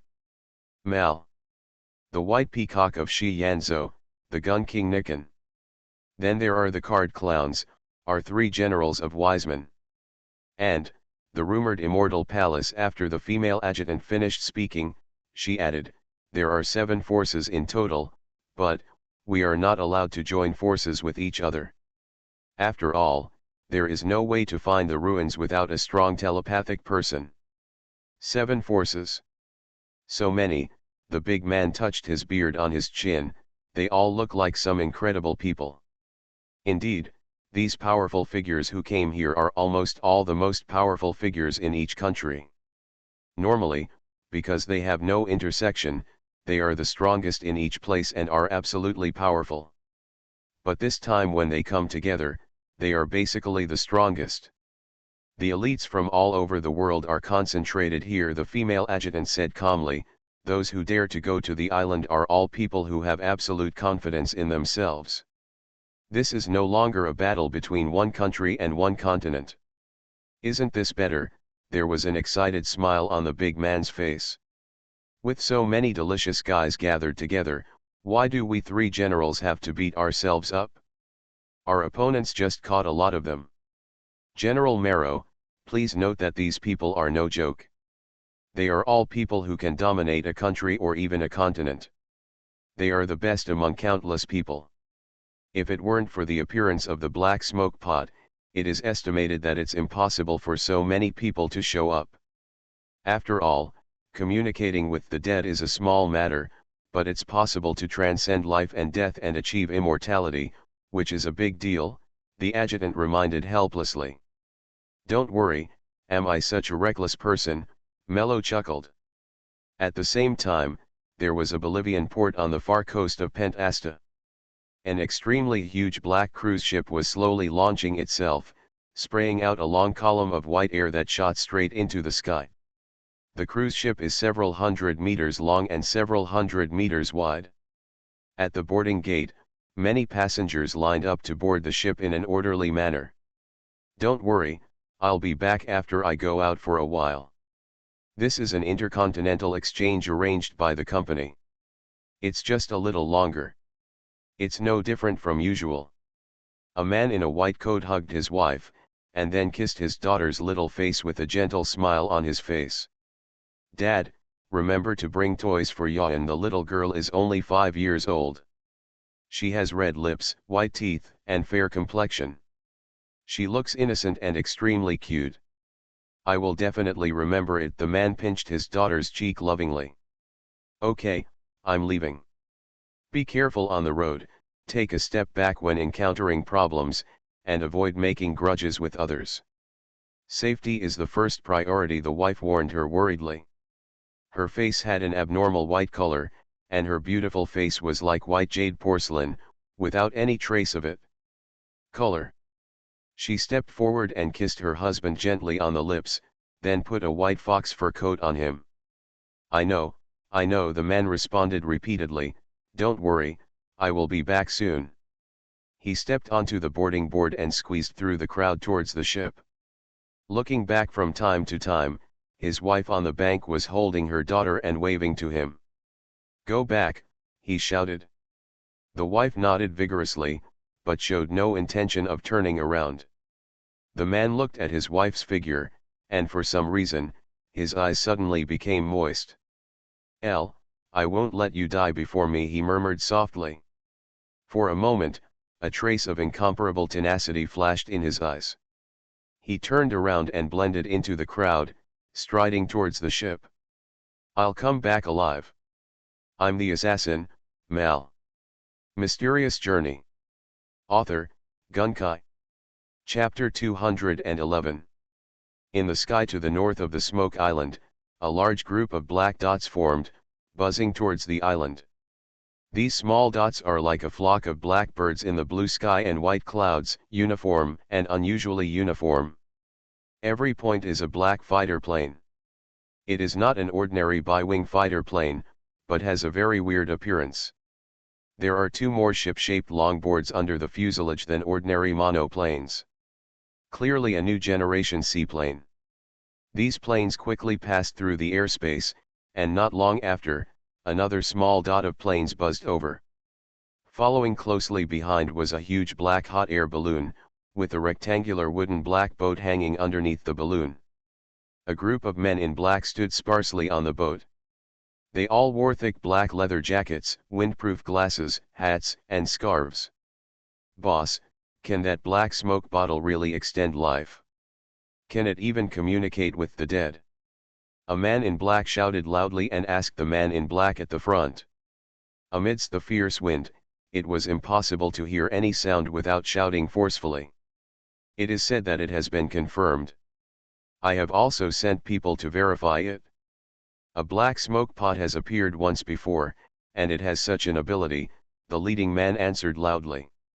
His face was hidden under the thick clothes and nothing could be seen. It can only be seen that the body is very strong and well proportioned. Have all the bear and fox skins you brought for exchange been processed? The leader asked loudly. It's all done. I won't embarrass the boss, his subordinates shouted in reply. Dongzi. I heard that your mother is going to give birth again recently, the leader yelled. Yes, the sixth child. Where is your mother? Dongzi yelled. My mother is not as powerful as your mother. No. My mother is definitely not as good as your mother. Don't say that, my mother will never give birth to her. My mother used to. A group of people stood behind helplessly hiding their faces. What a shame. I have seen more than anything else, but I have never seen anyone who can give birth to a child better than my own mother. It's okay to be in heaven now, but it would be better if it were down to earth. I'm afraid that the whole Arctic will be disgraced by these two people. Is this the legendary Arctic King? At the very end, in the room under the hot air balloon. The two young men and women looked at the people in front of them with pained faces. Those two are the two strongest people in our Arctic, another woman replied with a sigh. Although I don't want to admit it, the only two people who are truly qualified to participate in this competition are them. I suddenly had a bad feeling. Just get used to it, the woman patted the man on the shoulder. It was over the sea area where the fleet of aircraft escorted the hot air balloons. Several white yachts are like white fish, gliding rapidly on the blue sea, creating waves of white water. The entire blue sea surface was drawn with white lines, which were extremely clear. Woo! The people on the yacht screamed loudly and screamed strangely. Hair disheveled, topless. Ha ha! It's those idiots from the Arctic. Standing on a yacht was a wretched man dressed as a clown. He was also shirtless, with weird streaks of red, blue, and green paint on his dark skin. The patterns and lines make him look like a clown on a play card. The clown was looking up at the hot air balloon above his head, his green eyes flashing with a sharp murderous intent. Prince. Give them a big gift. Receive. On a yacht, a blonde woman with a twisted smile chuckled and got a shoulder-mounted rocket launcher out of nowhere. Aim at the sky. Hiss. The rocket launcher shot straight into the sky with strong flames and white smoke, towards the hot air balloon. Big fireworks. Big fireworks. Hee, the prince licked his wet lips and looked at the sky expectantly. Boom. The rocket launcher was only halfway through when it suddenly exploded unnaturally. The prince was slightly stunned, and suddenly saw countless fine steel balls falling from the sky. It's raining. It's raining, she screamed sharply, her naked upper body swaying continuously, her hands instantly turned into afterimages, and she knocked all the steel balls away and shot them to other yachts around her. Prince, you are so bad, ha ha, the clown laughed and drove the yacht to avoid the steel balls being hit. Not to be outdone, other yachts even used extremely powerful steel balls as toys to play with each other. Boom. A steel ball accidentally hit the rear of the yacht.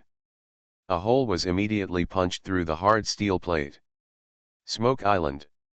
On the blue sea curtain, this small island is like a piece of green jade, quietly inlaid on the blue curtain.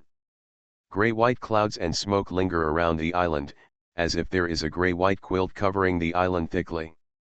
Only through the gap under the quilt can you vaguely see the real situation of the island. The afternoon sun was slightly red, shining on the sea, giving everything a hint of red. In front of the black rock beach north of Smoke Island, a black shadow slowly emerged from the sea. Amidst the sound of rushing water, a black shadow slowly emerged from the water. This is a huge, extremely dark submarine. The circular cover above the submarine was opened with a clang, and 4 figures jumped out, all of them standing firmly on the stone beach. This is it, a dark figure said in a deep voice, tomorrow is the night of the full moon. I don't know how many top powerhouses from various countries and states will come. I'm really looking forward to it. Just don't miss the business, an old voice came from another dark figure.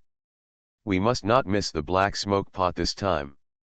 Fire Sparrow Mother, please make the arrangements this time. Okay, the third shadow nodded.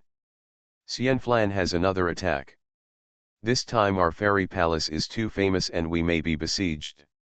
Therefore, according to the topography of the island, I suggest that we go to the southern region first. Southern territory, the old voice asked in confusion. This island is only so big, but it is actually divided into 2 territories. The Smoke Island is much larger than you think. Even if you run at full speed for a whole day, you may not be able to cover 1 diameter. It's just that it's just covered in smoke and you can't tell, Firebird Mother explained. The island is divided into southern and northern areas. They can only pass through each other around 11:40 p.m. otherwise, the smoke between them is too thick and you can't see the direction clearly. There are also many unknown dangers. The first black shadow nodded and said, in this way, the battlefield will be divided into 2 parts, and the pressure we will bear will be much lighter. But how do you know that other forces will not come through the smoke? With so many opponents of similar power present, no one would want to take risks on their own.